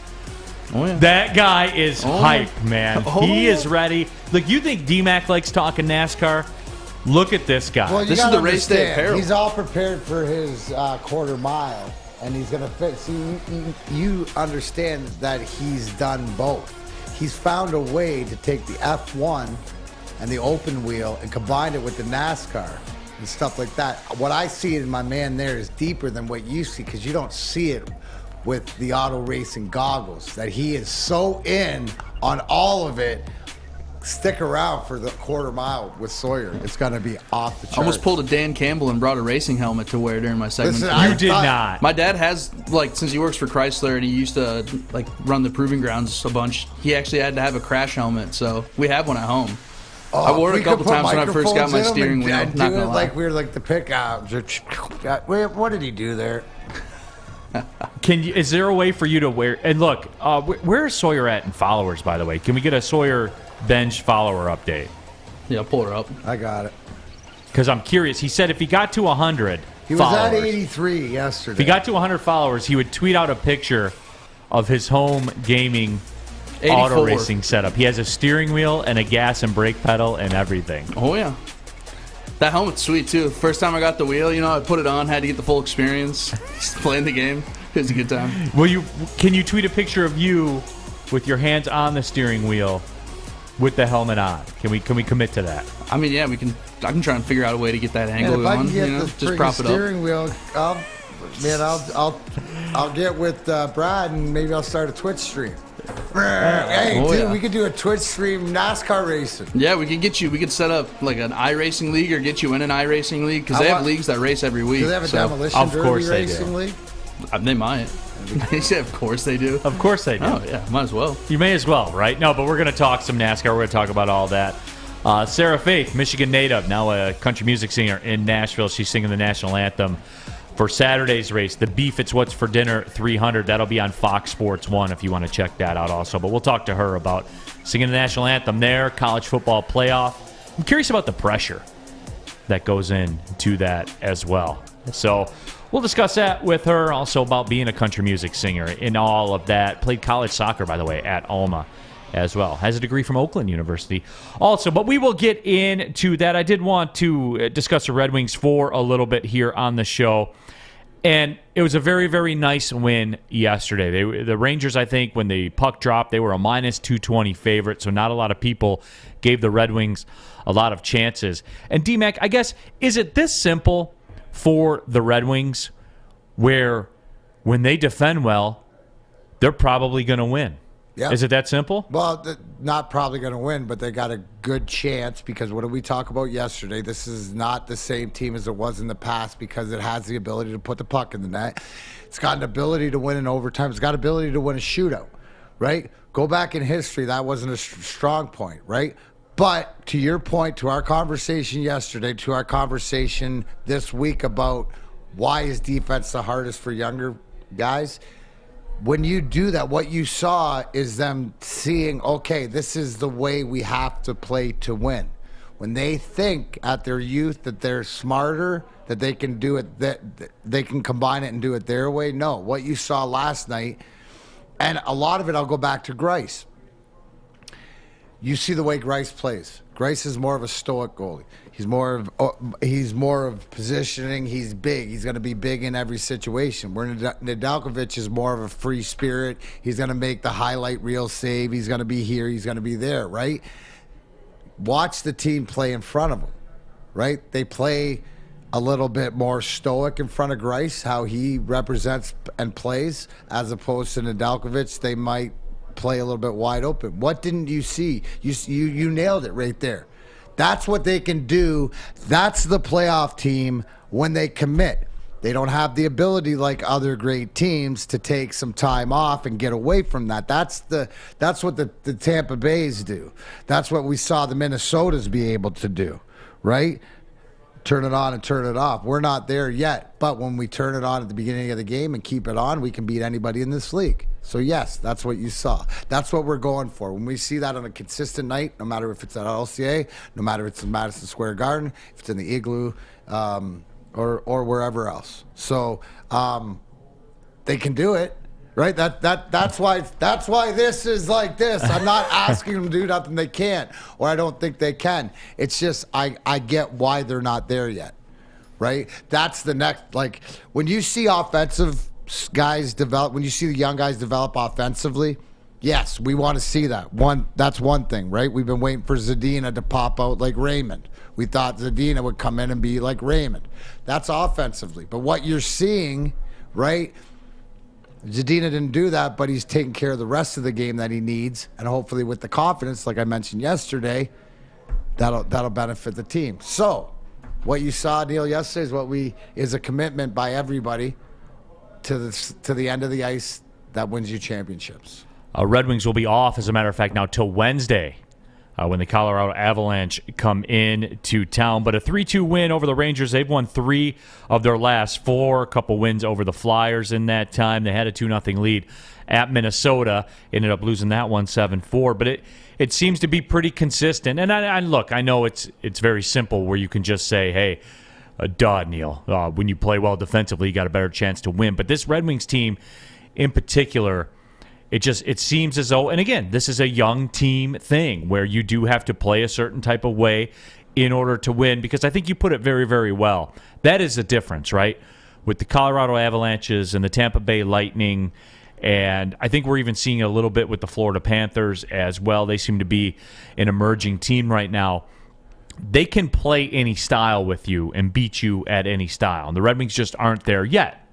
But again, keep in mind, everybody, that we're still working our way through this process. Take Tampa, for example, right? We view Tampa as the Kucherov, the Stamkos, the high-flying scoring. How do they win when it mattered in the playoffs? It's their goalie, shutting teams out, winning 1-0, 2-0, stuff like this when it matters. To your point, right? They can do it when they need to, but that they've learned that. We're not there yet. But look at how long it took them to figure it out. Absolutely. I got a text here from Dan that says it was your boy Zadina's best game last night. And that's interesting. Doesn't need to get a seat. Please, gentlemen, ladies, keep looking at it in the bigger picture, right? Because what you're seeing out of Zadina, and now even playing the top minutes, is trying to play with confidence, create opportunities. But when you say he played his best game, that means that you noticed him all over the ice, not just hanging out on the side of the net waiting for a one-timer. No, that means he's involved, which means that's a great sign. So I'm very happy when other people point that out, because I thought it was one of his better games. But I also have been watching him and I get it, the hype about where's your points, where's your goals, where's this being that guy. But to me, there's evolution and there's development in places you can't see. And last night for Zadina, just about 18 minutes of total ice time, had 2 minutes on the power play. And that, again, D-Mac, those are the big numbers for me. Yeah, I got to see him get the power play, because that's what he does, man. That's the role. 18 minutes, right, of ice time for that. Those are top 2 line minutes. Those are that you've earned. I said but everything he's doing, he's earning it. So hopefully, with these natural goal scorers, they can get on a roll, and we see this with Zadina. Now think about this, Neil. They're building him confidence now, and they stick his boy Verana in there. He's ready to go. That's what I'm seeing, is that they're trying to amp him up, so when Verana comes back, boom. And update on Verana is that slowly but surely, Jeff Blashill is not given a time stamp, but he's doing controlled physical play in practice, which is another step. So, I would say let's look to the beginning of March. Right. No, and it's funny, too. Mo Sider, 26 minutes and change. My boy Giovanni Smith destroying guys out there and stuff like this. But then again, Mo Sider, right? There you go. 26 minutes on the ice. Almost 4 minutes in the power play time. He's a 12-year workhorse, isn't he, D? Like, you just pencil him in for the next decade. Absolutely. A cornerstone in the piece. Perfect world, and then the conversation we're going to have next year when you bring over Simon Ervidson, and hopefully the conversation where you're going 22 minutes, 28 minutes. These two guys, what they play? They played 50 minutes together last night. These guys played that, and then you see the building of it. Absolutely. So when we come back, we'll be joined by Sarah Faith, country music artist. She's singing the national anthem at the Beef It's What's for Dinner 300 on Saturday at Daytona. We'll check in with her and talk about that, singing the national anthem, the pressure, giving it a go in country music as well. Michigan native, played college soccer, as a matter of fact, at Alma. We'll talk to Sarah Faith when we come back, but not before Sawyer tells you about the $2 mystery beer vending machine. Oh, yeah. I mean, it's not a normal show if I don't tell you about the Folding Warehouse and all the great things they have to offer there. Just all the hours you could spend, all the fun you could have, all the relationships and people you could meet, really, at the Folding Warehouse. It's just a nice social gathering place.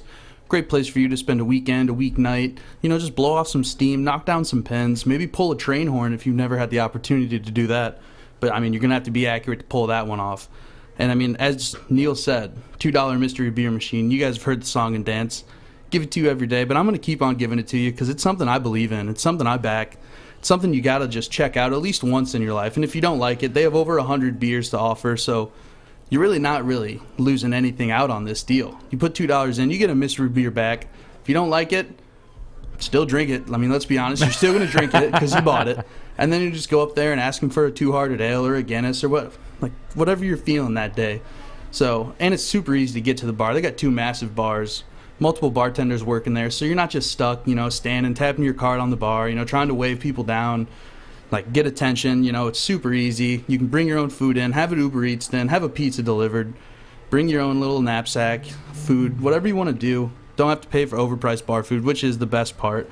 Game was invented at the Indianapolis Motor Speedway, one of my favorite places to be at, so that makes the Fulling Warehouse even more special. It makes me want to go whenever I have a chance, but you guys have to be careful. It gets super busy on the weekends, so what you're going to have to do is you can tap into their nice little private lane reservation they got going, $120 for up to 10 people for 2 hours, and then you're locked in. You can just show up right at your time, play some Fulling, have some fun, drink a couple mystery beers, eat some food, and then you're on your way. Or if you're feeling frisky and you can get there early enough, you just show up, pay $10, play all day, play till your arm's sore, play till your arm falls off, play till you need Tommy John. I mean, we don't want you to have surgery, but you get the drift of what I'm saying. You can just play it from when they open to when they close. So you guys got to check it out. Go to thefullingwarehouse.com. One more time for you. It's thefullingwarehouse.com or the Fulling Warehouse in Hamtramck. This is Big D Energy right here on the Woodward Sports Network. We will be right back. Big D, Big D. 6 dark corners, a driveway and a patio, 5 windows that could become doors. Every house has unique security challenges. Guardian Alarm has more tech, more team, and more ways to help keep them all safe. Get a professionally designed and installed security and smart home system from Guardian Alarm. Sign up today and get a free video device. Guardian Alarm. Smart right from the start. Call 1-800-STAY-OUT. What's the over-under? Should I tease? Who is the lock of the night? Make sure you're watching Woodward Bets to get the latest in sports betting and more. Woodward Bets daily on Woodward Sports. Back at it, Big D Energy, Woodward Sports Network. Neil Rule, 4-time Stanley Cup champion Darren McCarty. We got Sam Flannel. We got Sawyer as well. We're going to be talking some NASCAR here at the Daytona 500.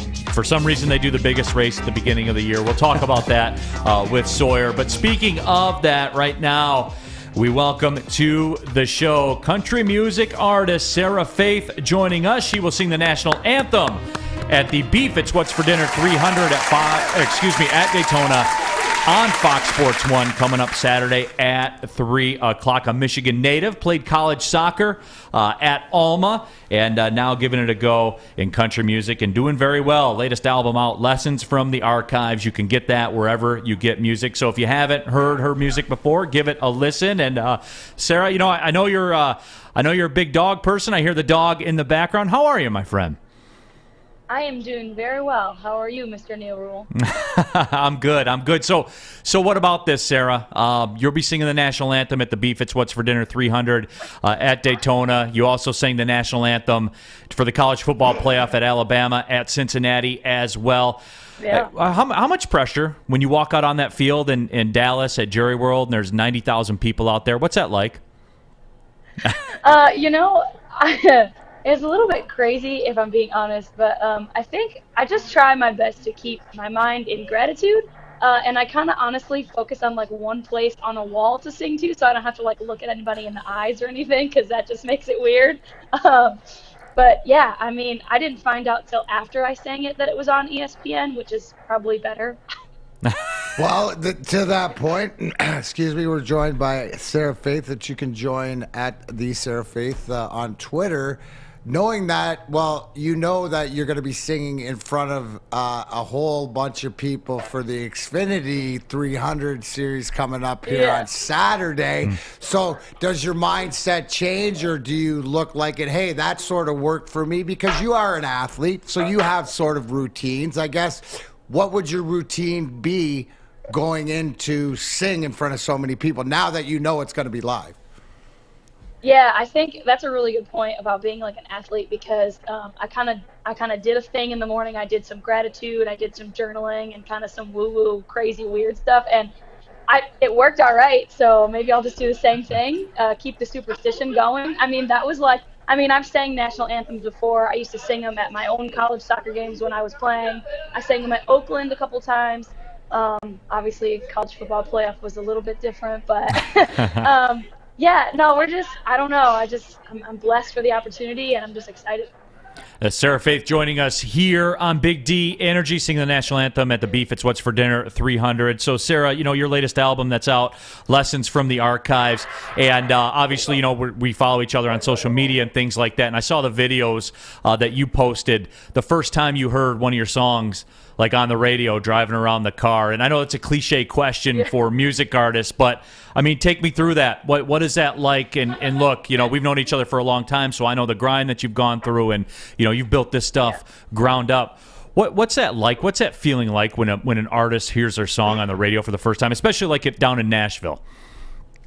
Yeah, I mean, I guess I can only describe it as maybe what someone who like builds houses for the first time does. Like, you literally dig a hole in the ground, and just what you're saying, like, you build the foundation, you build the basement, some stuff is underground that you don't even ever see, and then when you get the final thing done and you shut the door and you turn on the lights, you're like, holy crap, I can't believe this worked. Like, it's my heart, it's my soul, it's like every bit of me in songs, and when someone else supports that dream and puts it on the radio, they're kind of sticking their neck out for me, and it means the world to me.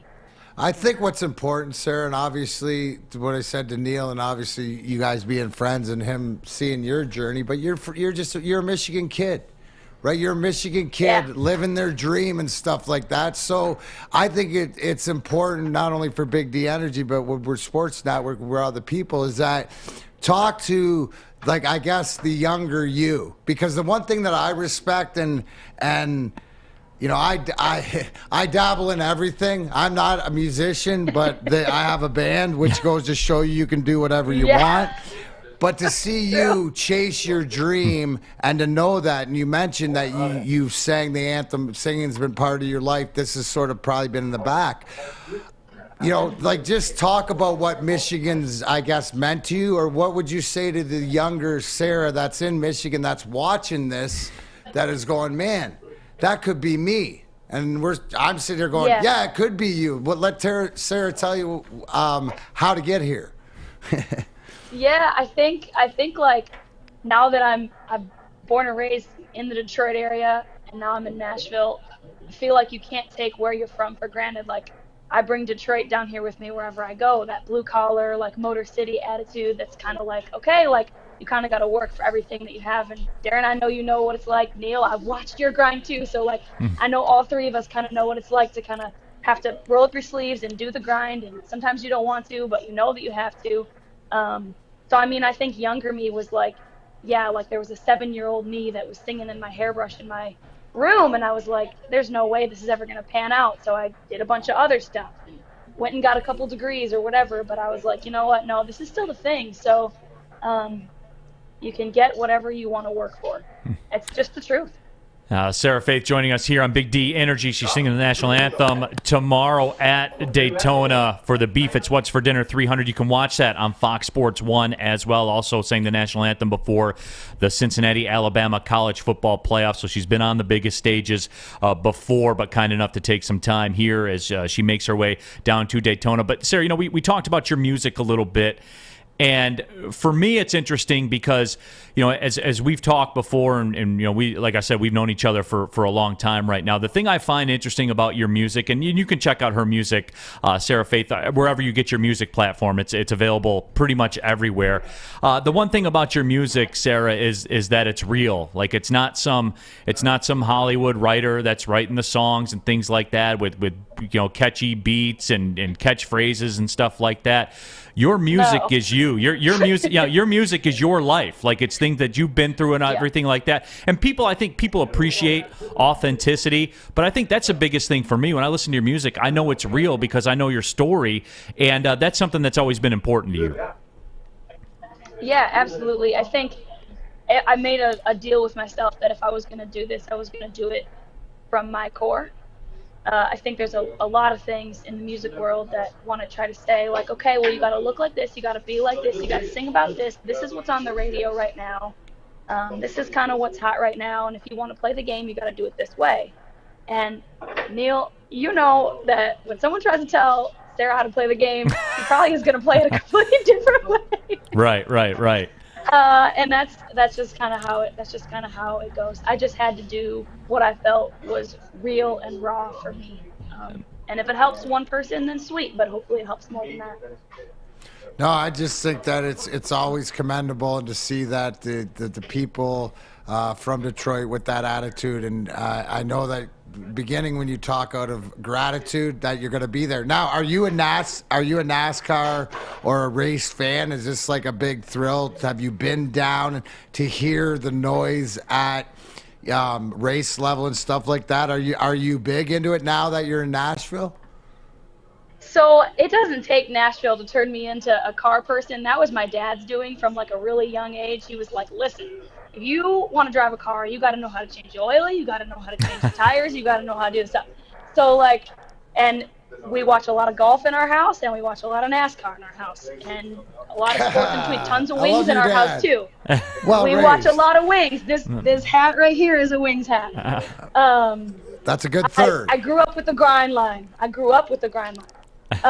So it's like, we've been talking for years, my dad and me, like, we got to get to a race because we want to hear the noise.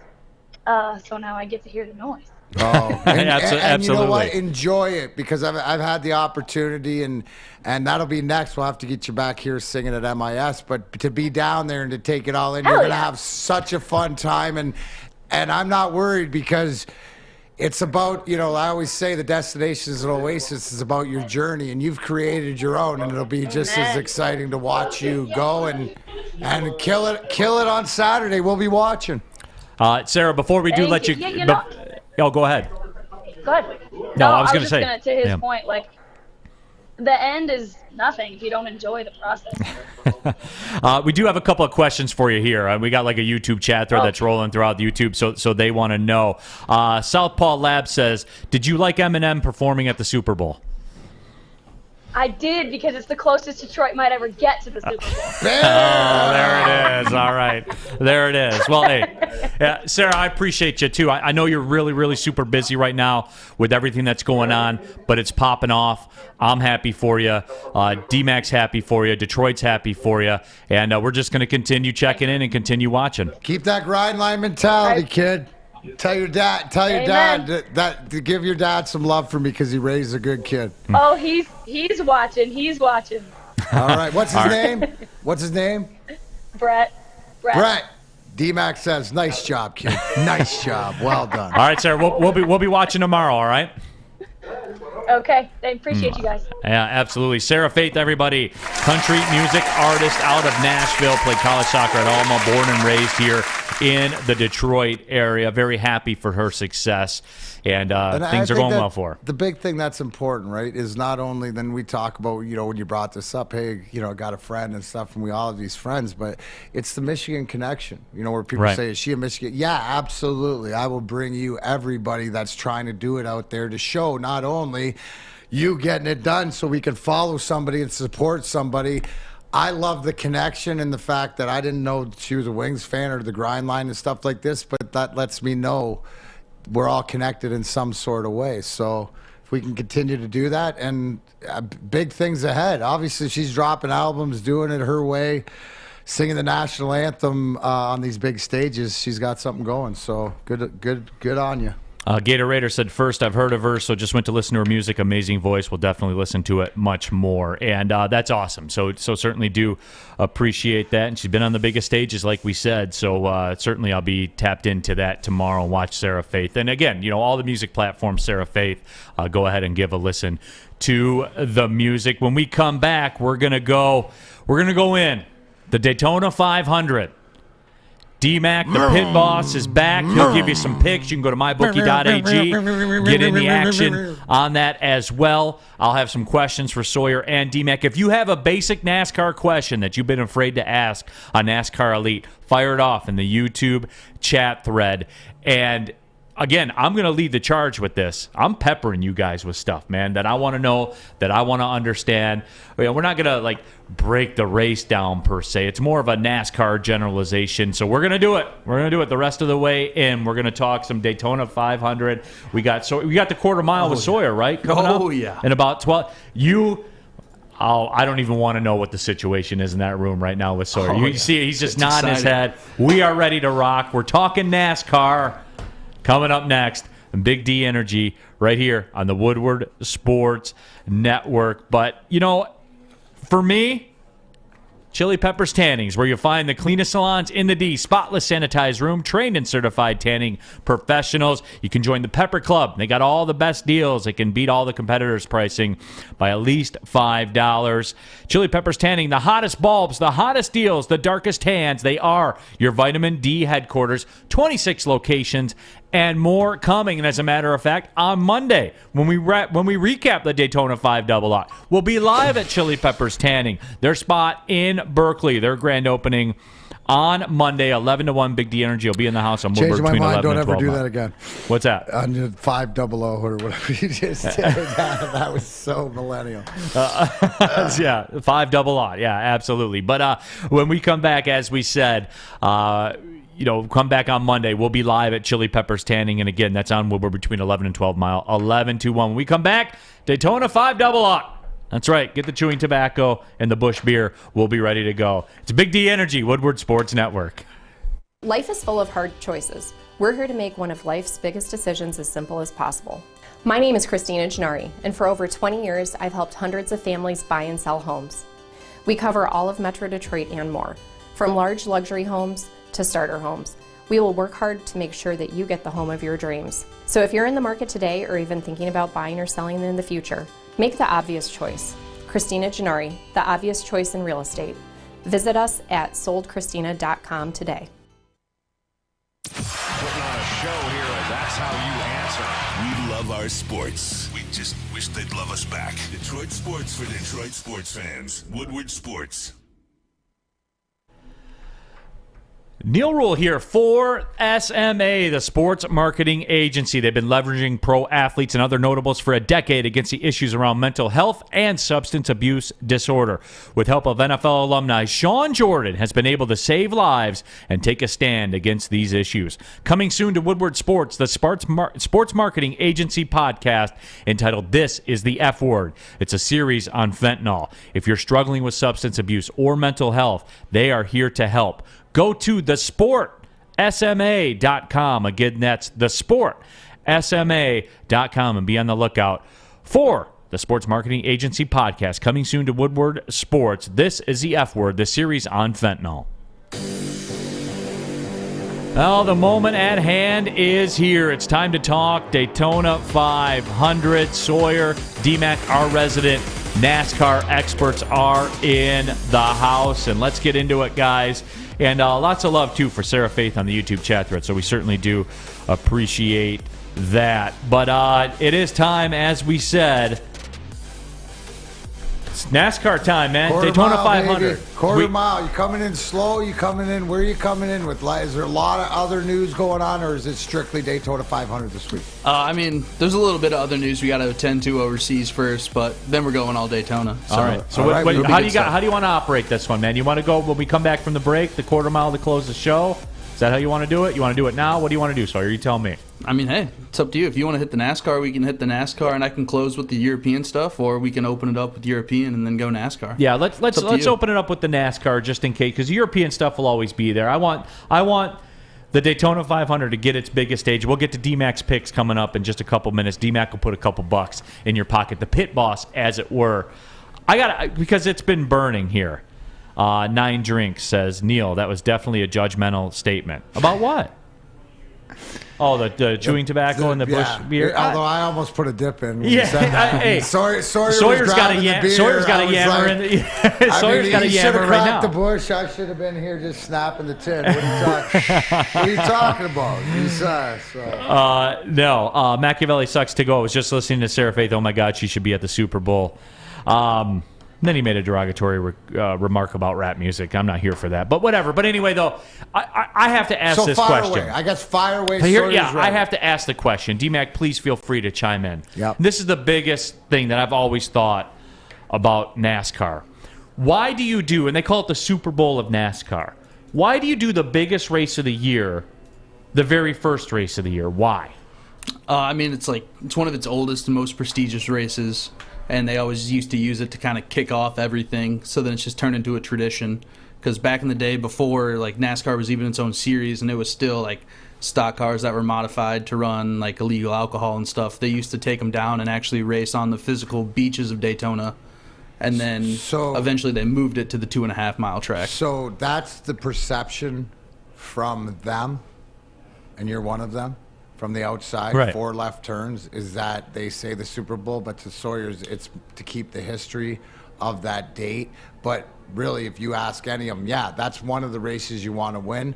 But Phoenix or Miami at the end of the year for all the last 4, all the points, that's where all the money is. You want to talk about the bag and stuff like this. Now, you need Daytona 500 is one of those ones that on your resume as a driver, you sort of need. Would you not agree? So let me ask you this. That's why it's the Super Bowl, but technically it's not the Super Bowl because over time. Now, as NASCAR has evolved, right, where this is what they say the Super, because this is when they can start out and have all the eyes on them, and because it's a constant, and it goes back to the history. And history in this sport is a huge thing. Back to running booze. So if I was going to create a cross comparison for maybe golf fans out there, Daytona is the Masters, but Miami and stuff like that, that's the FedEx playoffs at the end where all the money's awarded. I would be fair. Yes, that is the perfect analogy. Even though you start the first Master or the first major of the year is in April at the Masters would be the Daytona 500. Yes, that's a great analogy to where everything has gotten. Robert, now, at some point in time, it probably was the biggest race, the biggest money, the biggest stuff like that, where that is, but it just sort of gets everybody going on. And here's the beauty of it, right? You want it. This is how you hook them in. So I think a lot to it too, the advertising and bringing people in, because this is as entertaining a race as you'll see. If you like crashes, you like speed, you like guys going for it, this is, Sawyer, wouldn't you say, one of the most entertaining races because of its distance, because of the passing lanes, because now we got next-gen cars. So now pretty much the idea is, instead of all these, well, the crew chiefs and everybody in the garage are still trying to find that little edge, but they pretty much said, here, y'all get the same car. Now go. Yeah, it's sweet. I mean, and yeah, going the history of it all too. I mean, I think that's the main proponent of it. It's the same with the Indianapolis 500. It's been on Memorial Day weekend since they've basically been doing it, and they're not going to change that. And somebody in the chat brought up a good point as well. This is literally the only state that you could reliably race a car right now too. That in California. So I'd rather see Daytona as the start of that than Auto Club Speedway or something out in Cali. And it is the history, and I think it's to hang on to it so we make it as big, because if you're going to take back, because you can go right from there to the bootleg cars, to the beach races, to everything else makes sense, instead of it's turned into a publicity or a money thing. Right? That's why last week, kicking it off and doing stuff new beyond the box with the duels and the Coliseum and stuff like that, you look at the ratings. It's giving people some entertainment. And like I said, I watched it, and I'm not a quote-unquote NASCAR. I respect it. I don't make fun of it and stuff like that. I respect it. I understand it to some degree, which we're going to hash that all out. I watched that flag to flag, and I had it on while I was doing some work, sitting on the couch while I had it on. And I was actually surprised when it was over so quickly. I was like, man, all right, that was 2 hours and out. It had a lot of soccer, softball, movie components to it where there was some time certainty on it, and they rolled out. So, I understand that. I get it. We've kind of found some relevance to that. So I guess here's my next question to you guys. And again, this is kind of a technical thing. Robert Colosia says Neil should be a NASCAR fan, though, since it was basically founded by bootleggers. That is true. I do like bourbon. There is no doubt about it. He's trying to He's opened up. He's asking questions. What do you mean by that? He's there. Yeah, I'm going to watch Sunday. When I get home from work, I'm going to watch. I will. I'll tap into it. There is no doubt about that. But here's my other question, then. from a technicality standpoint, I've always seen it like this. Like when they go into pit, right? Say it's a 200 lap race. You're going around, usually get about 40, 50 laps to a tank of gas or whatever. So at some point you got to make a decision. How does it work with so you pit at say lap 39, and then you get back out there. It depends if it's a green flag, and so my thing is that stuff. So pit strategy. Why wouldn't you just wait until the last possible second? Because you're trying to. It depends on the track. It depends on the pacing of. See, that's the whole thing when you get into it. Every track is different. Even if it's a mile the same length, there's different pit lanes. There's so many intricacies. Like you keep pulling layers back, onion pieces back, you'll keep pulling them.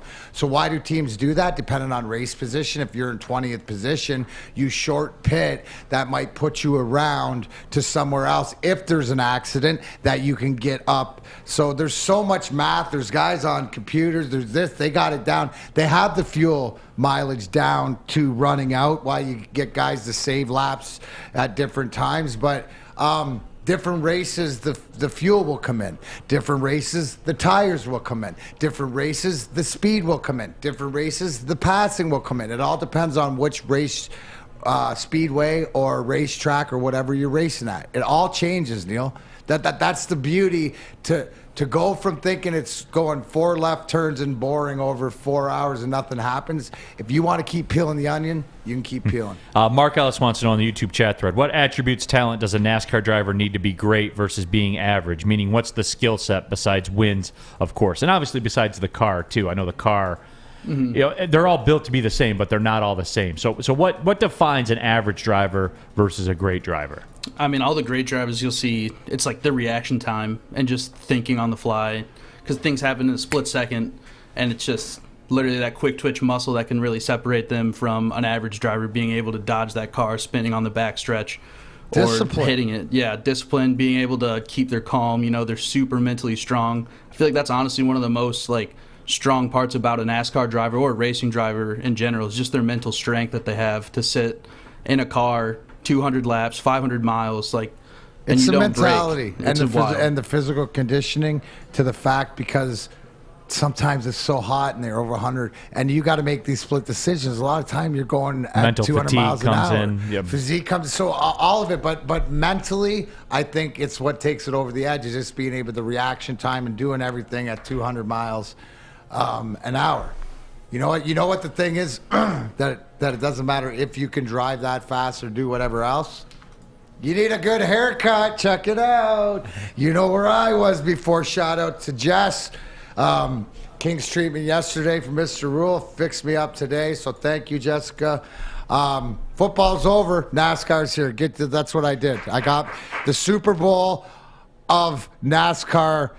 Stock car racing is coming up this weekend, so I had to get my hair cut. Where did I go? Lady Jane's haircut for men. You can go too. What did I do? I walked in, I signed in, I sat down, and before I knew it, my hair was handsome and I was clean. Get to Lady Jane's, open 10 to 8, 7 days a week. Walk in anytime. It's wicked awesome. Big D Energy, D Mac, Neil Rule, Sawyer, and Flannel Sam. We'll be right back. Big D. Hi, my diamonds. It's Crystal with an X. You want to get hot and perfect like me? Here's my super easy routine. Drink at least a gallon of water before you wake up. Attach a weight to everything in your house. Hello? Sell your car and just sprint everywhere. Scream when you exhale. Don't follow Crystal with an X. Do your own thing at Planet Fitness with tons of equipment and free fitness training in our clean and spacious clubs. Join now for just $10 a month and cancel anytime. Comerica Park, sunshine, the crack of the bat. More sunshine, warmth. We're almost there, Detroit. Summer 2022 will be the summer of Woodward sports. We just gotta make it through this damn cold first. Final segment of the show, Big D Energy, Woodward Sports Network. Neil Rule, D-Mac, Sawyer, Sam Flannel. Sawyer's been waiting for this ever since he joined here at Woodward Sports. We're talking Daytona 5 double aught. We got D-Mac, the pit boss. We got his picks coming up. He'll get you some money. But you know what it is. It's time for the quarter mile with Sawyer. He gets his time here, 2.5 minutes. He gets to break it down. Anything he wants about auto racing. Our guy, Sam Flannel, controls the clock. As soon as that clock hits 0, he mutes the mic. So, Sawyer, It's your time to shine, baby. All righty, let's get into it. So, we're going to take things overseas first. Yeah, I just thought about it. We're going to have to do it just to make sure. Breaking news coming out of the Alpine F1 team is they've promoted Otmar, who worked for the Aston Martin team, drew a blank there. He was actually promoted to be the team principal of Alpine, the French-owned team that used to be Renault. So that's very cool. I mean, he was a part of the whole drama with Force India, with basically stealing Mercedes' car. But, I mean, I think he's a pretty good guy. He makes good decisions, good leader. And then the next one coming out of Europe is Michael Massey, the center of all the drama during just the final race of the season with letting Verstappen go through and with Hamilton that ultimately decided the World Championship. He's actually been fired from his role as race director in the FIA. So that's pretty wild to see. I mean, just like the fact that story had taken so much and like so much attention, so much media, and it initially just forced him out of the sport and got him fired just for one decision, basically. And then my favorite guys, the favorite team, Ferrari, has released their challenger for this season. They're calling it the F175, which is just beautiful. Going back to a more like old school look, the solid red, not a lot of white on there. I just really like the look of it. Yeah, it's a beautiful one. And then I know D-Mac was here when we were talking about this, but I mentioned this last week with the way different teams are interpreting the side pod. So if you look at the Ferrari, they dip down kind of as a way to suck more air in, get some more aerodynamics. And then looking at the two cars that I talked about last week, you can see it's a completely different design of the side pods than the other two that have come out with the different slits. Reminds me of smoking apparatuses, different ways to get, many different ways to blow glass. Try to get the airflow through to whatever. That'll be interesting to see what works because they obviously all like it. Oh, yeah. And then Williams has also released their car. So personally, I think that's one of the best liveries that's come out this year. A lot of people are trashing on it, saying it's too bland. But sometimes simplistic is the best. And also, Robert Closely brought up is that look for Mercedes to drop their appeal now that FIFA fired Massey. Oh, yeah, that would be good. And then only got 16 seconds left. IndyCar legend, Formula One legend, and soon to be hopefully NASCAR legend, Jacques Villeneuve qualified for the Daytona 500, took part in the duels last night, and he just said just to make the show is incredible. It's highly unexpected to make it on time. So that's all my time, too. Le Canadien. Thank you. Nicely done. Good effort there, Sawyer, too, especially bringing it in at the end in the fashion you did. Which also, you know what? This will be my first NASCAR hot take, which just goes to show you Formula One drivers are superior to NASCAR drivers because cats can roll in at 50 years old and still get in the Daytona 500. Oh, yeah. I mean, it's the best 20 drivers in the world at the time racing Formula One, so got to give that to them. Just real quick. Sorry about For the Motorsport Minute, thanks for giving me a great minute today. AARP, got to thank all my sponsors, said everything. Yeah, absolutely. They made it go. Chevrolet, Panasonic. Well, hey, speaking of money, it's time now to go to the pit boss. D-Mac, Darren McCarty. We talk about mybookie.ag.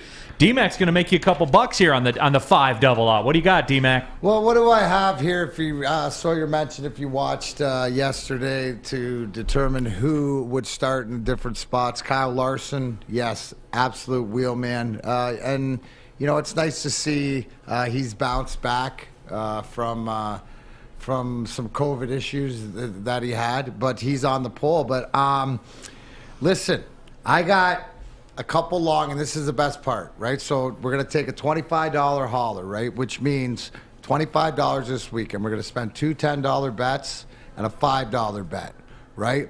We're going to go with the win. We're going to take a Joey Logano and Kyle Busch, right? Okay. For our $10, and we're going to go with Rochester's own Brad Keselowski. Although I liked what I heard out of Brad. That's the most positive that I've heard out of Keselowski coming out of his new team and his new car.